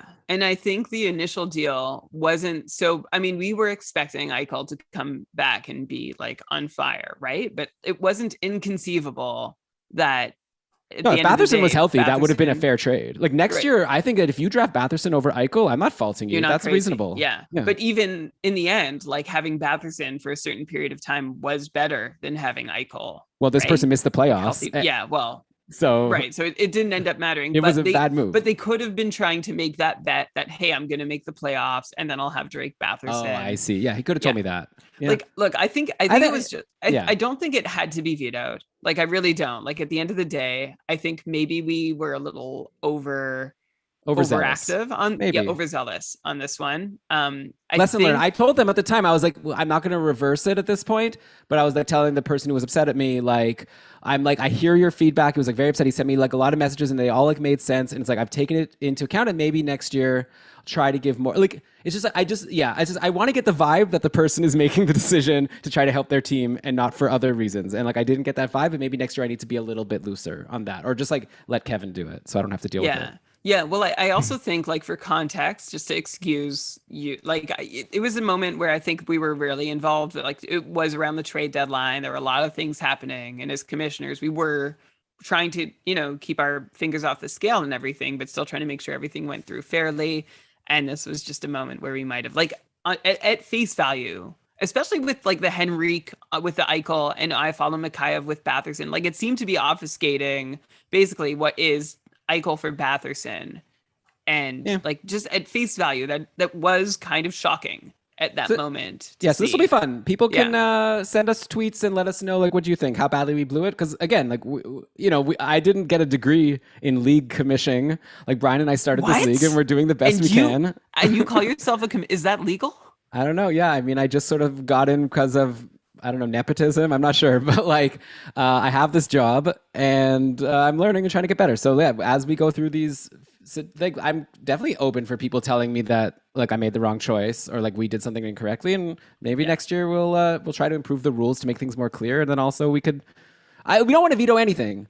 That's why I like the Yeah. counteroffer rule. There were so Yeah. many trades this year that were bad, and then people accepted a counteroffer, and no one complained, and it was great.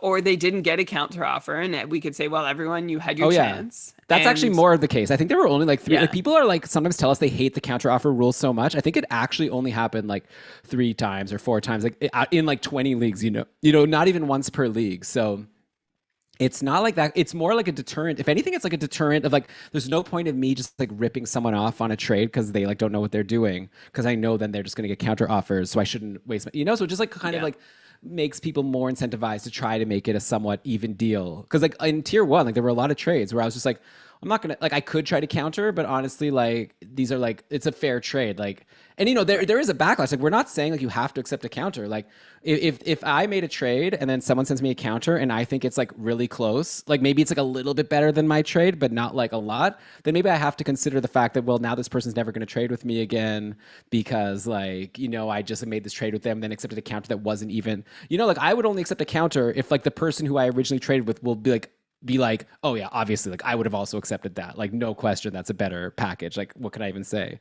So that's just me defending that Tricky. rule. I like that rule. As a commission, Yeah. it's a great rule. I love the counter offer rule. Yeah. Well, because we take it out of we try and Yeah, when leave it people as out complain of about a our bad own hands. trade, yeah, when Yeah. people complain about a bad trade, you could just say like, well, you could have made a counter, and Yeah. it's like also good. Like I like the feeling. I know like we'll talk about this in another episode probably, but I like that when like a trade goes down that you hate and you're like not involved in it, like not as a commish, like just as a participant. It's like it's just this like helpless, like annoying feeling. Helpless. Yeah. It's always like the team that's like already in first or second feasting on a team that's in last and now is getting even better, and you're just like, well, now there's nothing I could like. That's so it's nice to at least see a trade go down and know that I have the power to try to do something about it. So. Anyways, okay. What's the next story? Yeah. So the last couple story before we get to our listener stories is this one was in the playoffs. I'll try and get to so someone had Ovechkin. This manager had Ovechkin. Ovechkin had no more games in the week, and I like believe needed like to Washington survive. played They might have Monday had a and game on the Sunday. Sunday. It was Yeah. Monday, Sunday. So after Monday, he dropped Right. Ovi. It's a terrible schedule. Dropped Ovechkin with two other players, dropped Forsberg and Swayman too. So I can't tell you who the Ovi drop was for because there were two other players dropped at the same time. But this manager dropped Ovechkin in the playoffs. I was like, whoa, like, are you sure that you want to do this? Because now No, Alex okay. Ovechkin Can I is a jump in right now? okay. Because I feel like I don't want you to perpetuate a myth that's already been perpetuated in the group. Like people keep on saying that I was trying to tell the person that he can't drop Ovechkin. I never said to him, oh, are you sure you want to do that? That never happened. I never thought that. Sorry, I wasn't saying you. I wasn't. That was the internal monologue. Okay. Like I see Alex Ovechkin, you see Alex Ovechkin as the commissioners. It's like, oh, are we sure that wasn't a mistake? Usually, when we see a star get dropped, especially Yahoo had like some crazy stuff with their app this year, where like you literally dropped Eric Halla and it dropped Alex Ovechkin instead. Right. It was very frustrating. They fixed it by the end of the season, but it's like, oh, like what? And so okay, so Elon. So how did you present? Because Yeah, here, let me take it from Yeah, here. you take it. Okay, I so have the result of it all, but you share the rest. So this was like in the semis, right? So there was still going to be a finals. This person probably made a smart judgment call that I have a better chance streaming in like 3 games, 4 games from someone else rather than only getting one more game from Ovechkin. And so it's like, I'm not going to fall. This is someone making a decision to help their team. Cool. What I was wondering and what I posited to the group, I feel like people like kind of misunderstood at first and maybe even to this day, people think that I was asking people, I asked basically the league for their opinion on what we should do about this, not to ask them, should this person not be allowed to ask Ovechkin? My thought was maybe we shouldn't let Ovi go into free agency. Like maybe like once Ovechkin is dropped, no one else should be able to add him. Because I was thinking like now it's going to be 2 days on waivers. Oh wait, was this even maybe in the quarterfinals where there were It teams was on a in the bye? quarters. Oh, so it's not even okay. So it's even that's the reason, right? Right. There's teams on a bye that don't even have to worry about that week because, like in our league, 6 make the playoffs, top 2 get a bye through the quarters, and then the other 4 teams are playing to make it to the semis. And so it was like such a free gift for one of these top 2 teams that had a bye. And I was just thinking like do we want that? Do we want like imagine you're in a league and you're in second and the other person it is fab by the way. So that's the thing. Like everyone has a budget. So you could say that people like saved their budget for this moment so that you'll be able to get like the best free agent that's dropped. But I think personally it's kind of reasonable to like not expect that like I don't need to save my budget because like McDavid might get dropped or Ovechkin might get dropped, so I need to save my budget for that.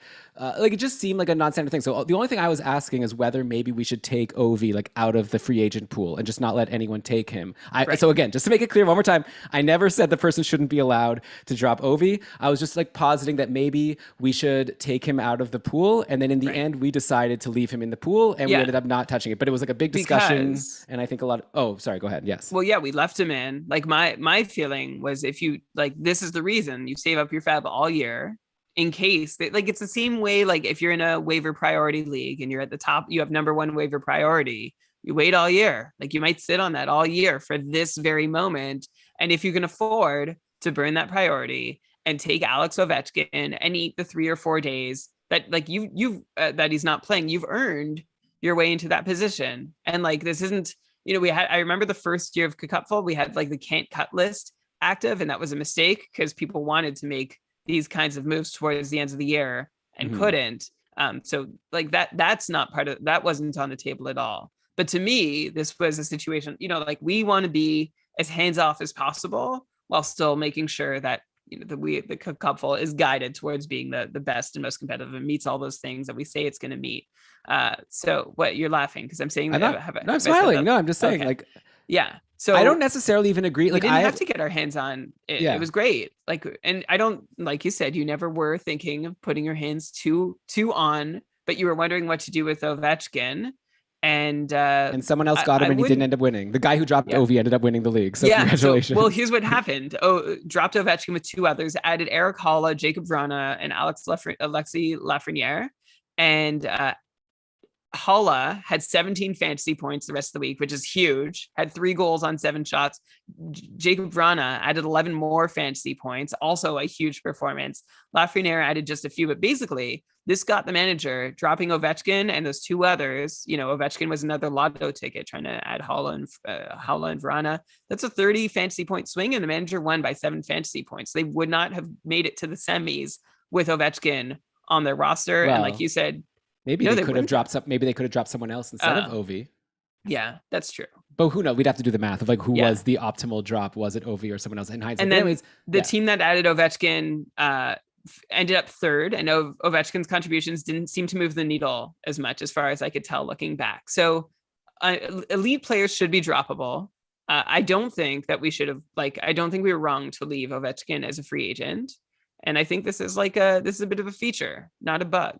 Yeah, I wonder, part of me wonders if it would be cool to be in a league where when players get dropped in the playoffs, if they're not addable again and just free agency just gets thinner. Because, okay, here's what I'm kind of thinking is a kind of a cool way to run a league, but I'm not saying we'll do this, but just a thought I've had. People are getting eliminated as the playoffs go on, right? Especially if there's no consolation playoffs, then once you get to the semis, there's only 4 teams left. So maybe it makes sense that free agency should also be dwindling to account for the fact that there's fewer players going for people in free agency. So what if every drop, that player just leaves the pool once the playoffs start? So then the available free agents are going down and down, but also there's fewer people going for it. So maybe it all evens out that way. Because otherwise, maybe you just have by the time you're in the finals, 1 versus 1, and you both have this massive pool of free agents. It's all just for the 2 of you. Unless, again, you have a consolation going. So, but anyways, I just kind of feel like that might be a cool way to run a league. I don't even know if that's a feature on Yahoo of just in the playoffs, don't allow dropped players to be re-added. And I think that would be fine. But obviously, this is a rule you have to come up with at the start of the season. So definitely now that we saw this situation happen, we'll make a definitive rule and put it in the rule book. Probably it sounds like you're saying we'll just make the rule that you could do whatever you want. And then that player goes in. But now people just need to know when you're deciding on how to spend your fab throughout the year. Yeah. maybe look at the playoff schedules, and if in the quarterfinals a superstar is on a team with a really terrible schedule and That's a you reason earn a to save bye, Fab. that would be a reason to save Fab for Yeah. sure. Yeah. Yeah, I think everyone should be free to drop who they want so long as they can make an argument that it helps their team be competitive. Like going back to that question, and Norm in the chat has actually phrased it really well. He's like, the moves you make have to be in the best interest of making your team the most But again, competitive. your summary is not. Again, your summary is like making it seem as if I was trying to say that I thought the person who dropped Ovechkin wasn't doing that. That's never. That wasn't the.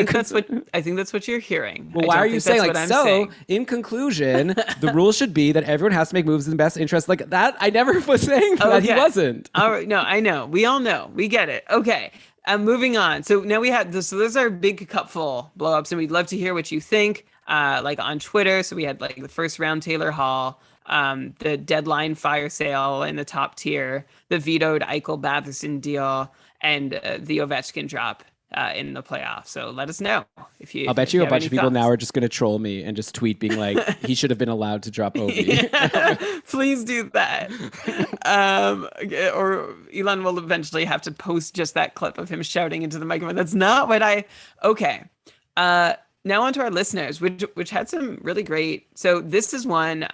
This I called the rule that's always gets broken, and apparently this is a yearly argument in this listeners league. So there's a rule that every team has to have. Are we doing anonymity? The people, maybe the people who didn't want to get a shutout. This person asked for anonymity Oh, because they I see. know. Well, they said they know some of their league mates listen. They don't want to stir the pot, but this seems They're like a gonna pretty know. specific situation. So All right. we'll see if they get off with just the description. So there's a rule in the league that all teams have to have all their roster slots full at all times, like forward, defenseman, goalie. Every year, someone ends up inevitably with like a defenseman who gets injured, puts them on IR, and then adds a forward. And then like, I know, and then all hell breaks loose, apparently. So he wrote, there's a couple guys that get upset someone has an illegal roster. Another couple people get upset that there shouldn't be a rule that Yahoo can't enforce, that we're manually enforcing.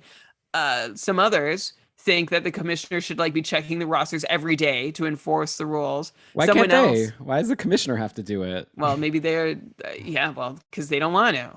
Someone a hard else, job. they're not the commissioner. They don't impose the Are you rules. paying this person to do this?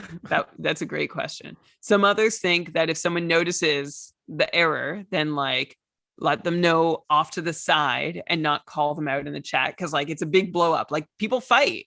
It's an argument. Like There's it a gets slap. heated. This has happened 4 years in a row. And it's like, and then there's like the other person who I think would describe you or me, who goes ahead and like, okay, fine, I'm gonna drop a defenseman and add a forward. Oh, yeah. And just like, well, If that rule's not being enforced, then I'm not going to yeah. follow it. Yeah. Stupid rule. So they said Like, sorry to give a spoil of my opinion. So they said it usually ends with the commissioner saying, I'm done. Someone else can run the league. So I guess it's not a nice paycheck that comes with it, before they all remember that they're buds and fantasy hockey is something they do for fun. Sounds like a fun yearly tradition, and you should just keep it going. Well, this patron said it's become one of their favorite parts of the season, the 4 years. So yeah, I was going to ask you, Elon, what's your solution here? Change the rule, or like have a clear punishment for offenders, or just like keep the good times. I mean, or bad yeah, I mean, times I have a lot of rolling? opinions. It depends what you want to get. Now that it's a fun tradition, my opinion is to let it happen every year. But to give you my opinion, like I personally, I don't like the rule. If you're saying let it happen every year, would you be the guy who does it? I'll be the would one you kickstart it every year? I mean, if it's strategic, like the thing is, like you could set up the rosters such that if I'm dropping a defenseman for a forward, that means that there's going to be days where I have an open D spot and an extra forward on my bench.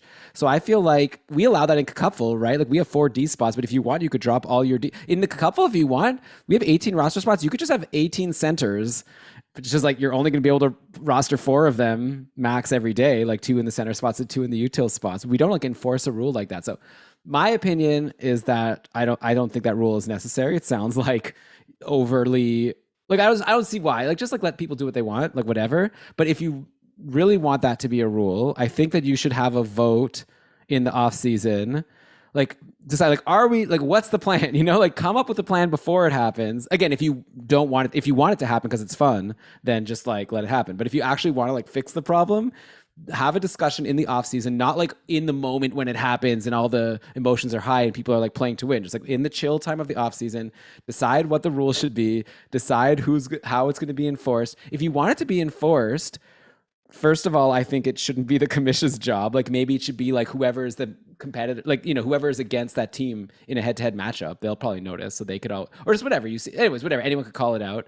But also you could just like switch over to fan tracks or something. I think that you can enforce maximums and minimums of each position type. So if you really want to have such like nitpicky rules like that, you might not be on the right platform. So I would say either abolish the rule or move to fan tracks, or come up with a really like set like guidelines for how it gets enforced. What about this? What about you add a rule like saying this is the rule, stay on your platform, whatever, but the first person to break it has to add $50 to the pot. Ooh. And like isn't guaranteed to actually like, and we'll still all fight about it and reverse it and be friends at the end. But like that, there's a punishment against being the one who does it.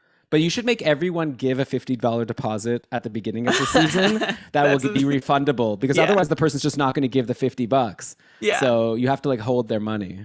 Yeah. Okay. There you go. Let us know how that. Yeah. I think we did. But honestly, that's like a bad rule, right? Like why? Just let you drop a forward for a defense or whatever. It's fine. Well, like the punishment is that you add more forward games. You can get. Or you get fewer games played, but a forward is going to score more points. So maybe you should just make defensemen worth more. Yeah. Or like increase the number of D spot. Like, I don't know. There's ways around it where you don't need to have a tricky rule like that. Yeah. Okay. Next story is about tension in the league. So this is Ryan, one of our patrons, who said, aren't like all of the patrons named Ryan? Or that was the case like 3 or 4 years ago. This is Ryan number 7. Okay. Ryan A number 7. No, I'm kidding. Okay, so Ryan shared that there was tension arose in his league this year when a newer player dropped Charlie McAvoy for schedule reasons in the last couple of weeks, a month after the trade deadline. And I was like, oh, okay, well, does that make sense? And Ryan's like, no, it still doesn't. Even with the bad schedule, scoring defensemen are super valuable. Is this a keeper league, or is this like a 1-year league? No, it's a redraft. And so Ryan was able to pick up Charlie McAvoy and ride him to a championship. Nice. And said the vibes have been off ever since. And Ryan's not sure the league is going to continue next year after 9 years in operation. One added element here is that the manager who dropped McAvoy is the commissioner's spouse.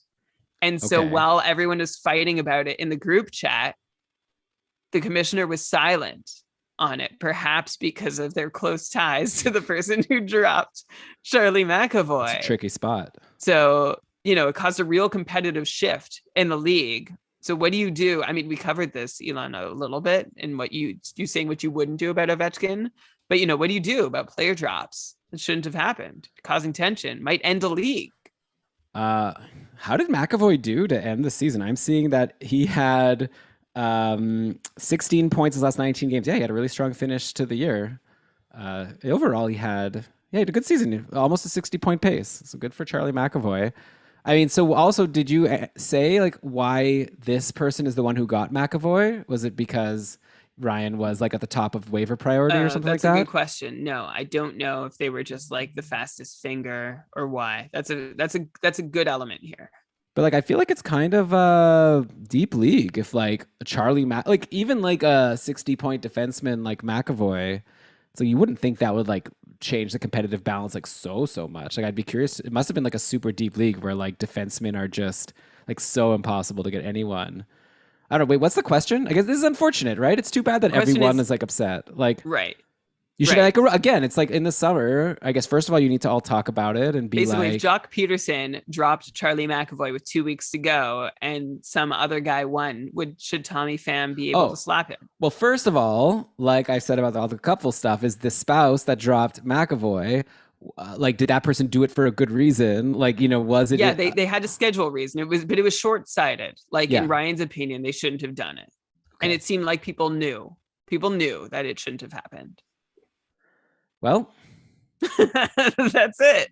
I don't know. That's Like, yeah. I think make a those. rule. If you want to make a rule, like among the league, that like every drop, you know how like trades go, Yahoo can make it that the league votes on like vetoes for a trade. Like if a certain number of people vote that the trade should be vetoed, then it just is. So you could always make a rule for your league that every drop gets a vote. Like maybe if someone brings up they think the drop is bad, then you have a league vote. And if like 75% of people don't like the drop, then it gets reversed. Like it's your league, right? You can do whatever you want. So if that's actually something that people would be upset about, or you could just turn on Yahoo's no drop list. I don't even think McAvoy would have been on the list. No, I think the answer depends on why Ryan got the player, right? Yeah, Like yeah, exactly. If why Ryan had did the no most one fab, else or get if Charlie Ryan had McAvoy? yeah, or Yeah, maybe like Ryan waited with the number one waiver priority all season. right. So then it's like the If he Ovi got it thing because of though. choices he made like through the season, then great. Like I like more power to Ryan and like, but at the same time, you have someone who's like kind of blowing up the league. Yeah, I don't like it. Like, no, to be honest, like it's just to me, like I'm surprised that but maybe I'm not giving McAvoy enough credit. But like, let's just like to Elon, make you it. said he as a defenseman, he was almost point per game over the Yeah, last couple yeah. of So weeks of no, the you're right. season. That's I guess like huge. let's pretend like this was like just to make it easier. Like, what if McDavid was dropped? Like because of schedule or Ovi in this situation. Like we just discussed it, and you said that you think the decision should be to just let him. I'd be okay with a rule where what I would even be okay with the rule. You know how I said before I want like everyone who's dropped to not be able to be added. What if you made it like just for the playoffs or something? Maybe it could be fun to tinker with a rule of like anyone over 75% rostered or 85% rostered on Yahoo that's dropped can't be re-added by someone else. Like something like again, I'm not saying people shouldn't be like, if this person wants to drop McAvoy for schedule reasons, but yeah, maybe the rest of the league shouldn't get access to him. Maybe that's a good solution. I don't know. This is a tricky one. I don't even think we've really solved it with this Ovi thing. It's the same thing. But it's a bummer that everyone's sad in the league. So I think definitely if the league does continue next year, you should have a conversation in the summer and come up with what the rules should be for how do you want to deal with drops Can you that people should feel you are unfair. like people talk about vetoing That's what I trades? said. Should Yeah, you? I Yeah, said I said yeah. maybe you could do a vote for Maybe vetoing drops. veto a drop. Yeah, That could be a rule. Why not? that would be interesting to They do see. I that in the mean, Puck Hogs League. They veto drops. yeah. Well, it's the same thing if it's the same thing when people veto trades. They're just like mad that they can't get in on it, right? Or like that's not people throw vetoes at trades that are fair sometimes Yeah. because they're just not, Well, here's the they don't interesting thing. It's yeah, like we have the counter offer rule for trades, right? So if you're yeah, not happy with the trade, you can make a counter offer. But what would be the equivalent for a drop?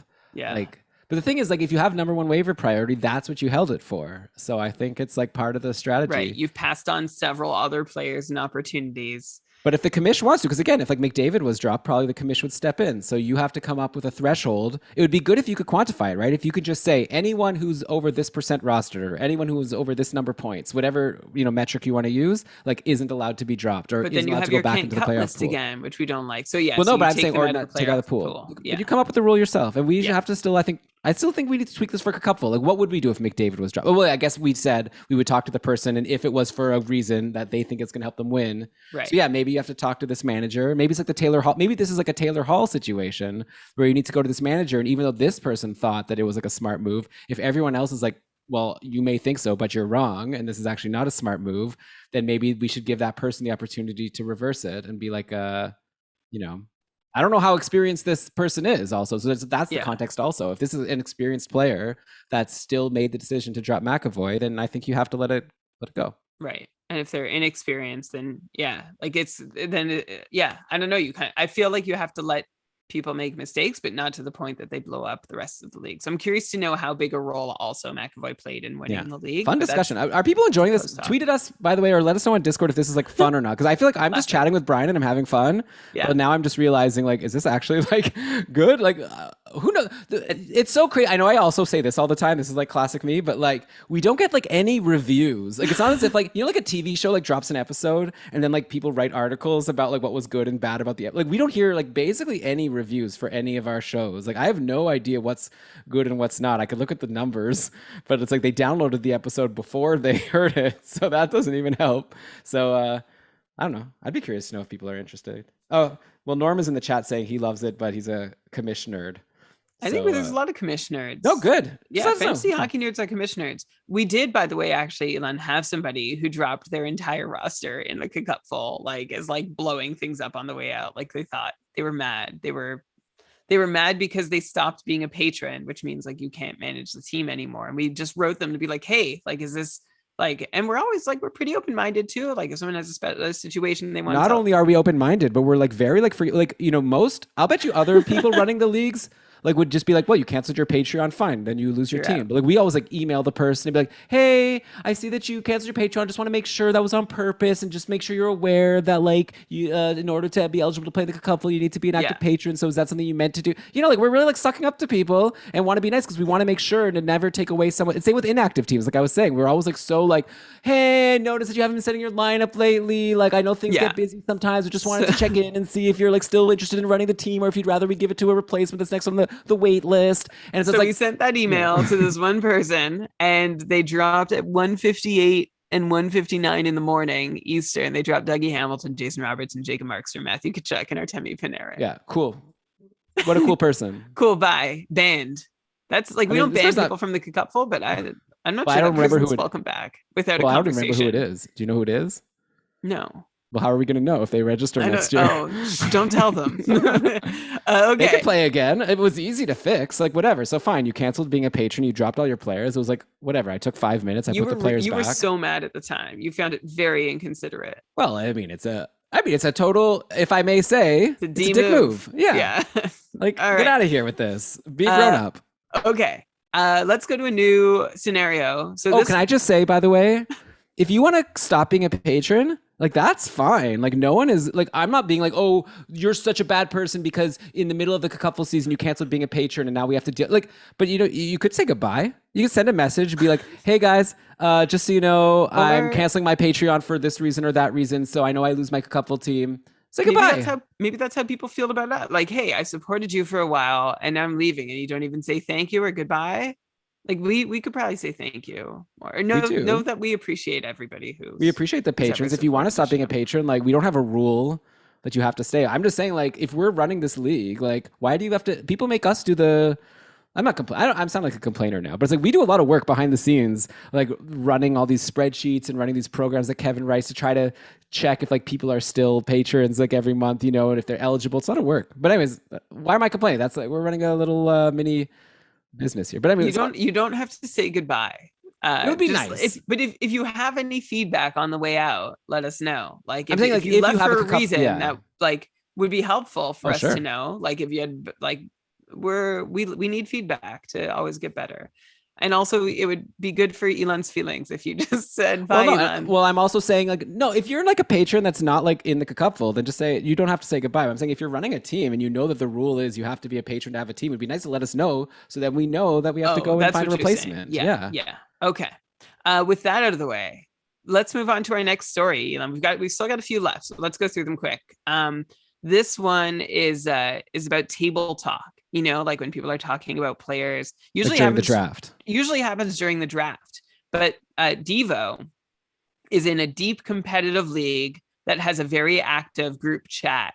Like everyone's friends or they became friends of the 10. Like this league's been running for over a decade. So everyone's become pretty tight and connected through this league. And like it's not just a league chat, it's a hockey chat. And pretty much every year in the lead up to the draft, someone will like post like an interesting fact about a prospect who like might not be on people's radars. And whoever had that player as like a late round sleeper, like blows up and gets really mad. Like, hey, what are you doing? I had that guy on my list. You don't now everybody knows about him. Like that's not for the group chat. You know, and then everybody else actually apparently piles on, according to Devo. I was like, yeah, don't do that. And so like they were trying to solve this, and they've discussed implementing some kind of disciplinary action. But Ooh. then like they get to the draft and like are having a good time and they forget it by then. So like this, it reminds me like, you know, of draft, like in draft moments when people are talking about a player that keeps falling still on the board. Like, oh, I can't believe Huberto's still out there after the first round or whatever. And everyone's like, Shaw, I was going to take him. Yeah. Or like it makes any kind of comment that change perceptions or feelings at the draft table. So like, you know, we all have these group chats and a lot of them do talk about hockey as well as the pool. Is it fair game for the league chat to have like player news and speculation, or is that slap worthy? We don't Look, advocate physical violence. This is a figurative slap. so do you think that it's related? You know how like there was the big Will Smith and Chris Rock slap? Is this like a new thing for 2022 that like slapping is like a more common thing than it used to be, or is it I just a hope not. coincidence? That's not what we're not trying to normalize I'm not. any We didn't do slap. it. We're just like I just interested. I just realized that it's like two big slaps. This Like slap was actually compared to that slap. what was the last noteworthy slap before these two slaps that happened in society, like in the world, in Yeah, media? I'm trying. I it's a can't even remember. okay. There's one. There's one for the research team, which is Remember our that YouTube listeners. video of like it was like a guy that's like on like a sort of like a Jerry Springer type show, and then like the girl slaps him, and he's like, "How can she slap?" And then like all these people from the audience like come and like start like piling on that guy. You remember this? No, I It's like a don't. But I really would. funny like YouTube video. Okay, I'll have to look into it. But what do you think Oh yeah, about what are we talking about? Oh, about look, talking okay, about mentioning a prospect, like just news? yeah, It's yeah, like, yeah. hey guys, what do you Look, think about this? we're living in a society here, okay? And like different societies have like social norms, and I don't want to comment on your society's social norms. So like for me, like I think that it should be fair game. Like in my league, like if I'm the one developing the society or whatever the culture of this league chat, I would be like just talk about it because whatever. We all know these players. Like we're all smart. Like you're not like, oh, you have some hidden gem that only you know about. Like but that said, if that's sort of like your culture of your league, that like no table talks just not allowed, then fine. Like then that's the rule. Like I don't want to judge people, you know? Like I don't want to say like one way or the other because I feel like I know my preference, but I'm not like feeling like it's not like the thing with the defenseman. Like that league where it was like you're not allowed to like drop a defenseman for an extra forward or something. I think that's like actually like kind of a dumb rule. But I think this is just kind of like a preference thing, and like I think that you guys, the people in this league should come up with what the policy is and then follow it. And I think it would be really fun to like have a punishment, but you actually have to do the Yeah, punishment before the draft when everyone's too drunk to remember to do it. or yeah, like a swear jar. Like also like anytime someone does it, they throw like a Throw few more bucks money in in the the pot. pot. Yeah, Yeah, yeah. that's it. But again, And it's up to everyone you. can, It's like what makes instead of people piling happy. on, you can be like, okay, like you blew up my spot, or like I'm playing like you blew up my spot, but now I get to win more if I win the league. Yeah. Yeah, table talk is fun. It's fun. I actually love when we broadcast the tier one draft for the cupful, and I get to talk about players that are still on the radar because like we trust everybody knows all the players. Like I'm not gonna blow up anyone, but I love talking openly about what's happening during a draft. It's very Yeah. freeing, but I definitely don't appreciate it when someone's doing that while I draft. Well, then why Like do you do it to other in my people, league. Well, because Brian? Golden rule. the tier one draft is the spectacle. I My love doing draft it to is other not. people, but like I don't like when people do it to me. Well, if I wasn't doing it, I'd have a lot less to talk about in the tier one draft broadcast. Look, It's I like play in 4 hours, Elon. I have to say yeah. something. I play in leagues generally all with good players, so I'm never thinking that I know about a player that no one else knows about. So I don't worry about it. But I guess if you're have some secrets that you think no one else knows. I guess if you're in a deep dynasty there could be some kid. Did you see that movie Hustle on Netflix with Adam Sandler? No. He's like an agent for a basketball team for the Philadelphia 76ers, and he like travels the world or whatever to find players, and he finds this like player that's so good that, like no one knows about, like because he's never like played whatever. And so that's what the movie's about. And it's like, yeah, imagine if someone table talked on him and then some other agent went and got that player. It changed the whole movie. I think you need to be considerate about everybody at the draft. Like before you table talk, you need to know. But if this is like an ongoing chat and this is even before the draft, yeah, you gotta. And like if someone else is sharing something about a prospect, like they're blowing up their own spot, like so no one can have this player under the radar. I would be willing to bet this doesn't actually move the needle on any player that's Yeah, ever but talked again, I about. think that if you have a, like I said, and we can move on. Like I said, if that's your like policy, if that's like the way that you want to have things be, then like feel free. Like I'm not saying you're wrong to like that. Like All right. that's fine to enjoy that. I want to clip that and put that after like anything I ever say or that someone says they like. Okay. Here's a story of that's similar to the Expos owned by the Yankees. Like if Huh? anyone remembers the Montreal Expos of Major League Baseball. This reminded me of them because Adam shares a story where he's in a 28-team dynasty league where this one team was never any good and acted as a farm team for one other team. So the Expos were known for like growing and developing these players, but then not being able to afford to keep them. So they basically supply the rest of the league with superstars. Like they do all the drafting and developing and then release them into the wild. But in this situation that I'm Like Pedro describing, Martinez, right? yeah, there you go. Look at you. You know about baseball. I used to Uh, be a big Lynx fan. Ottawa Lynx was the farm team for the Expos. So I was a fan of the farm team of the Yankees. okay. So in this case, well, I'm calling it owned by the Yankees because this is a situation where Adam's in this 2018 Dynasty League, and this one team that's basically a farm team is for only one other team. So the rest of us would send, or Adam said the rest of the group would send this bad team offers, but he only seemed to trade with this one other team. And Adam was like, I started to wonder if he was the son-in-law of that other team owner. The other team used these lopsided trades, like the Yankees team, to win a championship in the past. Finally, there was this one trade in the offseason that was so lopsided that enough of us voted for a veto that It's required the collusion. commissioner to step in. In response, the guy on the bad team dropped all of his players on Fantrax and quit the league right then. Good. And like, yeah, Best for case me, scenario. actually, that's fair. That's equitable. Like, you drop all your players and let everybody take them instead of just passing them over to this one person. I think this guy made a more noble move on the way out the door than they'd been doing the whole time. Like, But you're so many joking, leagues. right? You're being facetious. Yeah, but Okay, if I had a preference between a team just feeding one of my opponent's players or dropping all theirs, I'd prefer the latter. But Well, so yeah. many leagues get blown up. Like, you called out collusion. They get blown up because of bad trades. We also have this story from Dave on Twitter, who said 2 years ago there were a series of sketchy trades between two brothers and a father at the trade deadline. I don't have this many fantasy family members to play fantasy with. One brother was the final seed while the other two were out of contention. The deals got shut down for collusion, and all three left the league the following year. Oh, it didn't work, guys. We're out.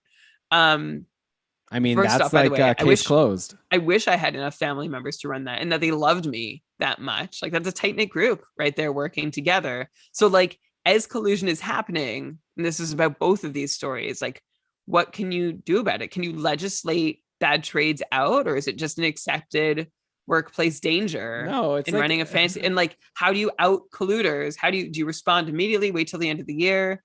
it's easy. Yeah, Again, counter like we said, offers. Yeah. well, sure, counter offers, but also it's like you ask the person who made the bad trade that looks like collusion, like, why did you make this deal? Why do you think this is a good deal for you? And if they can't explain it, then you know that they clearly just made the trade to help the other team. Like, maybe they'll even admit it. Maybe they don't even realize that collusion is not allowed. Like, some people don't know these things. So, Yeah. Those are fun just because, like, obvious, like, I like hearing about leagues blowing up so long as it's not happening to me, as we established before. is Here's there the anything more pathetic than people dropping all their players when they quit? It's such it's like a little baby insanity wolf. Like, obviously the commission is gonna just add the players back and like, it's as if like you're like, like leaving a restaurant that you're unhappy with and like you like knock your like whatever cup off the table like on your way out. Like, it's just like, okay, grow up. Like, don't be such a loser. Yeah, why do you have to make more needless work? Like, you could have just been mad and left, but no, you had to make everyone else as miserable as you feel. Okay, This is the world we live in, Brian. It's too bad. Like, there's like trolls. There's like just bad people in the world doing bad things. It's like, these are the types of people, I think. Like, people that like, have to make everyone miserable. Like, come on. Be Please cool. don't make everyone. Yeah, yeah. If you're mad in your fantasy league, do everyone a favor and just like step away. Yeah. Just send Imagine if Elon you're in a note. job interview. If I was doing a job interview and I found out that the person I'm interviewing like once quit a league and then dropped all their players on the way, it'd be instant, like That would be instant telling. reject. Like, it's like, Yes. you're not a cool person. Like, you're someone who is like, when you're not happy with what's going on, you like act in a petulant way. Like, come on. All right. Okay. Anyway, everyone agrees with me. Last story. Last story, and this is also about trading, but a little different than usual. This is from Kabi Was on Twitter, and it said they wrote, the only thing that has really set them off in their league that's been running for over a decade was a trade deadline lifting. So approaching the trade offer, Kabi, I'm just gonna call you Kabi, was making trade offers and getting no answers. And then like made a joke, like when no trades happened, they're like, oh, hey, the deadline's gone and nothing happened. How about that? And then that day, after the joke was made, the deadline was removed. Like trades were opened again. And there were a flurry of trades that took place, including some major ones by the commissioner themselves. Well, yeah, because And it's only the commissioner who has the power to change the trade deadline. right. So they removed the deadline after it had passed without it, with uneventful, removed it, made a bunch of trades, and Kabi was mad. Kabi decided to sit. Oh, well, actually, this follows up pretty well. Kabi was mad, decided to sit their roster for a week. They were still in contention. It's like a protest. They told, Kabi like a hunger strike. Their players to take a knee. Like to protest what had happened. God. And the commission ended up winning. It's not clear whether the moves the commission made at the deadline were the reason. But obviously Kabi was mad. And no, let's be real here. I think they were right to be mad. You don't need to speak anymore. Like, this is clearly like a corrupt commissioner. Like, you see stories like this sometimes on the fantasy hockey subreddit also, of like commissioners just doing sketchy, like as soon as you're in a league where the commissioner of the league is just changing the rules to benefit themselves, like that's not a league. That's ridiculous. Come on. So you've been in this league for over 10 years, Elon, and this happens. Do you quit? Well, I guess you talk to everyone. You'd be like, this was BS. Does everyone agree? And if they agree with you, and then they like reverse it all, and be like, you can't change the trade deadline once it's passed without like all the league agreeing to do that. Like obvious, right? So it's like, yeah, don't, maybe not quit, but like get the commish booted, or at least get this reverse and get an apology. But like, I'm not going to play in a league where anytime the commissioner like wants to change the rules to benefit them, they're just allowed to do it, and I just have to sit there and take it. And like, maybe I could do a little silent protest that no one's going to care about. Like, I would leave. I mean, I would either leave or I'd like, be ultimatum. Like, it's this person or me kind of thing. Yeah, I'm in agreement. I think you have to call it out. Like, it's awkward. Like, you can't can at least give me my buy-in bag. I don't know. Like, you have to feel like some kind of penance has to be Don't offered. pay money into a league where the commissioner is a scumbag. Yeah. That's if it's someone that you can't trust, then this is a scumbag commish move. And like, it's nice that you're buds and you've been doing this league for over a decade, but maybe it's time to find a better one, or just a new commish. Like, new commish. What did everyone else feel? Like, everyone else thought it was fine. To me, it's just like, so everyone else was making trades. From all I could understand. Okay, this is how it should have been handled. Probably what happened. I said no. There was no. I clarified with Kabi. I'm like, so I said that's weird, and there's no reason why anyone was silent and then suddenly active.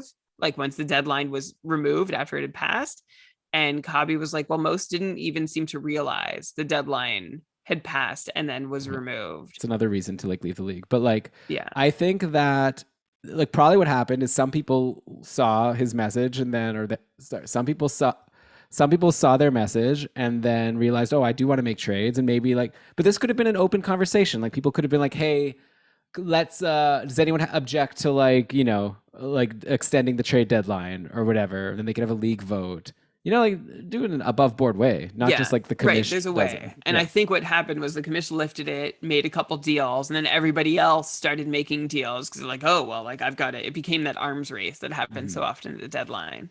All right, well, there it is. So those are, thank you all. Thank you, Kabi. Thank you, Dave. Thank you, Devo. Thank you, Ryan. I hope I named Adam. Thanks everybody who shared, thank you, Anonymous, who shared stories with us. If this is inspired, like if you're like, oh, I've got a crazy story, let us know on our Patreon Discord, which you can join by going to keepingkarlsson.com/patron or at Keeping Karlsson, because I love these stories. Like I can't get enough. The Jock Peterson, Tommy fan stuff, like that was fun to follow for a few days. So give me more to feast on. And if we have enough, we can always do a little part 2. But this was really fun. Elon, thanks for weighing in. And again, we'd love your feedback on how we handle the cupful and what you like your commissioner to be, like super hands-on, super hands-off.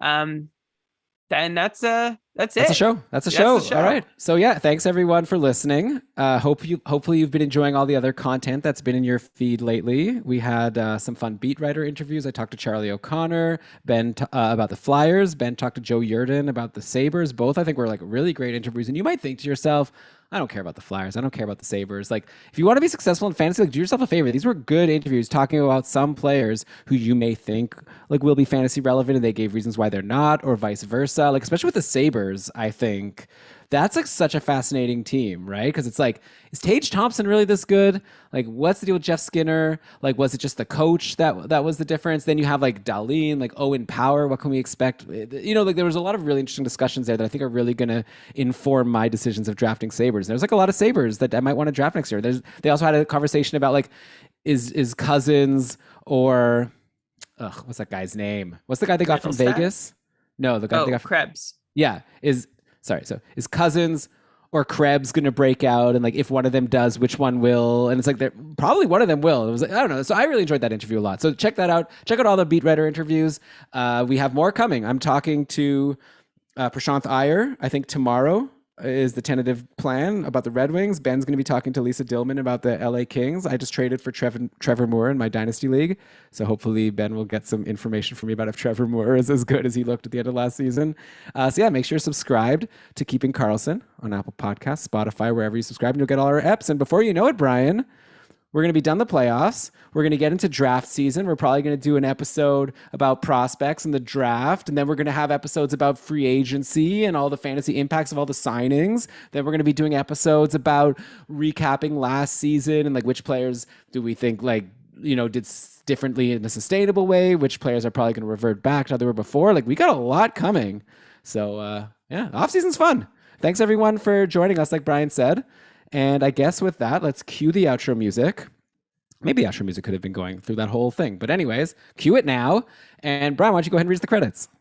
All right. This episode of the Keeping Karlsson Fantasy Hockey Podcast was presented by Dobber Hockey and powered by our patrons, including our super supporters who kick in a little extra to really keep the new episodes coming, really motivate us. Patty, Rob, David, Derek, Tom, Andrea, Flash, and Tyler. Thank you to Shams in the chat and Norm in the chat. You guys get credits this episode. And Shams, GameDayTweets.com. The news is still coming through the off season. So check out there if you want to keep on top of everything. Also follow Ben and Lewis at Short Shifts KK. They're still tweeting occasionally. Logo art by BrandonWeeb.com. Outro music by Pat Roach. This episode was researched with help from Dobber Hockey, Frozen Tools, Hockey Reference. That's it. Your contributions. Thanks everybody for listening and contributing. We'd love to hear from you. If you ever have an idea for a show episode, by the way, we're all ears. Elon just detailed all the stuff that we need to talk about. So like, there's not a ton of wiggle room here, but do you have a good idea? Pitch it. We'd love to We have hear wiggle it. room. We'll just do an extra show. We have Yeah, time, right, Brian? Exactly. All the time in the world. As long as you're not having to talk for 2 days with different managers about the moves they make, then we can maybe make some time. But yeah, thanks again. Also, thanks to Andrea again for all her help running the drafts every day of the rankings. Yeah, Brian, great job as always. Looking forward to talking to you, I guess, in a couple weeks. By then we'll be talking about who won the Stanley Cup probably. So that'll be fun. That will be fun. Until then and through then, happy Pride Month, and let's keep doing all we can to make sure that fantasy hockey is for everyone. Boom. Boom. When's the parade? Is that like the weekend that you're coming to visit? I think it's different in every city. Should we see if we want to schedule? Okay, we could talk offline. Maybe a meetup. Brian and I are going to be in the same city in a few weeks. Yeah. That would be cool. Okay, we'll figure that out. Thanks again, everyone. Thanks, everyone. For watching. Hope you enjoyed it. I'm going to take my dog for a walk. Did Cody move? Yeah, she's at the door now. Here, one sec. Does she know when you're ending the show? Is she visible now? You could just... Oh, there she is. Does Cody know? Does Cody know when the show is ending? No, I think she just wants out. It's kind of hot in here. I had to turn off the fan. I do a lot for the show, you know. It's hot in here, but you know, it's like we do it. Remember that time under the blanket? We still get comments on YouTube about the person wanting a blanket. More blankets. Okay. Well, all right. Thanks all. God bay. Goodbye. God bay. That's actually like an inside joke. I sometimes forget like who it's. Dina and I once went to a restaurant like overseas somewhere, and then the receipt said God Bay, like Oh, that is funny. GODBAY. But I think it was like a typo. It was funny. You think? You're not sure. Or It maybe might it have was like they been. had their own inside joke. Maybe it was on purpose for another Yeah, reason. But like now sometimes we say that to each jokes other. on you. And I accidentally said it to all of you. I love that. God It's bay. for you. I had a student call me dad the other day. I'm Oh, like, yeah. that's nice. I've been called mom and dad, and every time I like look at them like, I gotcha. They're so You should, embarrassed. you're not I like, don't you're mind not making my, them I don't mind making them embarrassed about you're it. not my child. Oh yeah, I'll try that one next time. You wish. Okay. Bye. Bye, everyone. Bye, Brian. Okay, Do you remember the bye. episode title? We said it like a million years Oh ago. my god. A Tom Oh, Petty song, running down Running Down the League. a league. All right. So you got it. All right. Not Bye. that great. All right. Do what you want to do. All right. Just don't overthink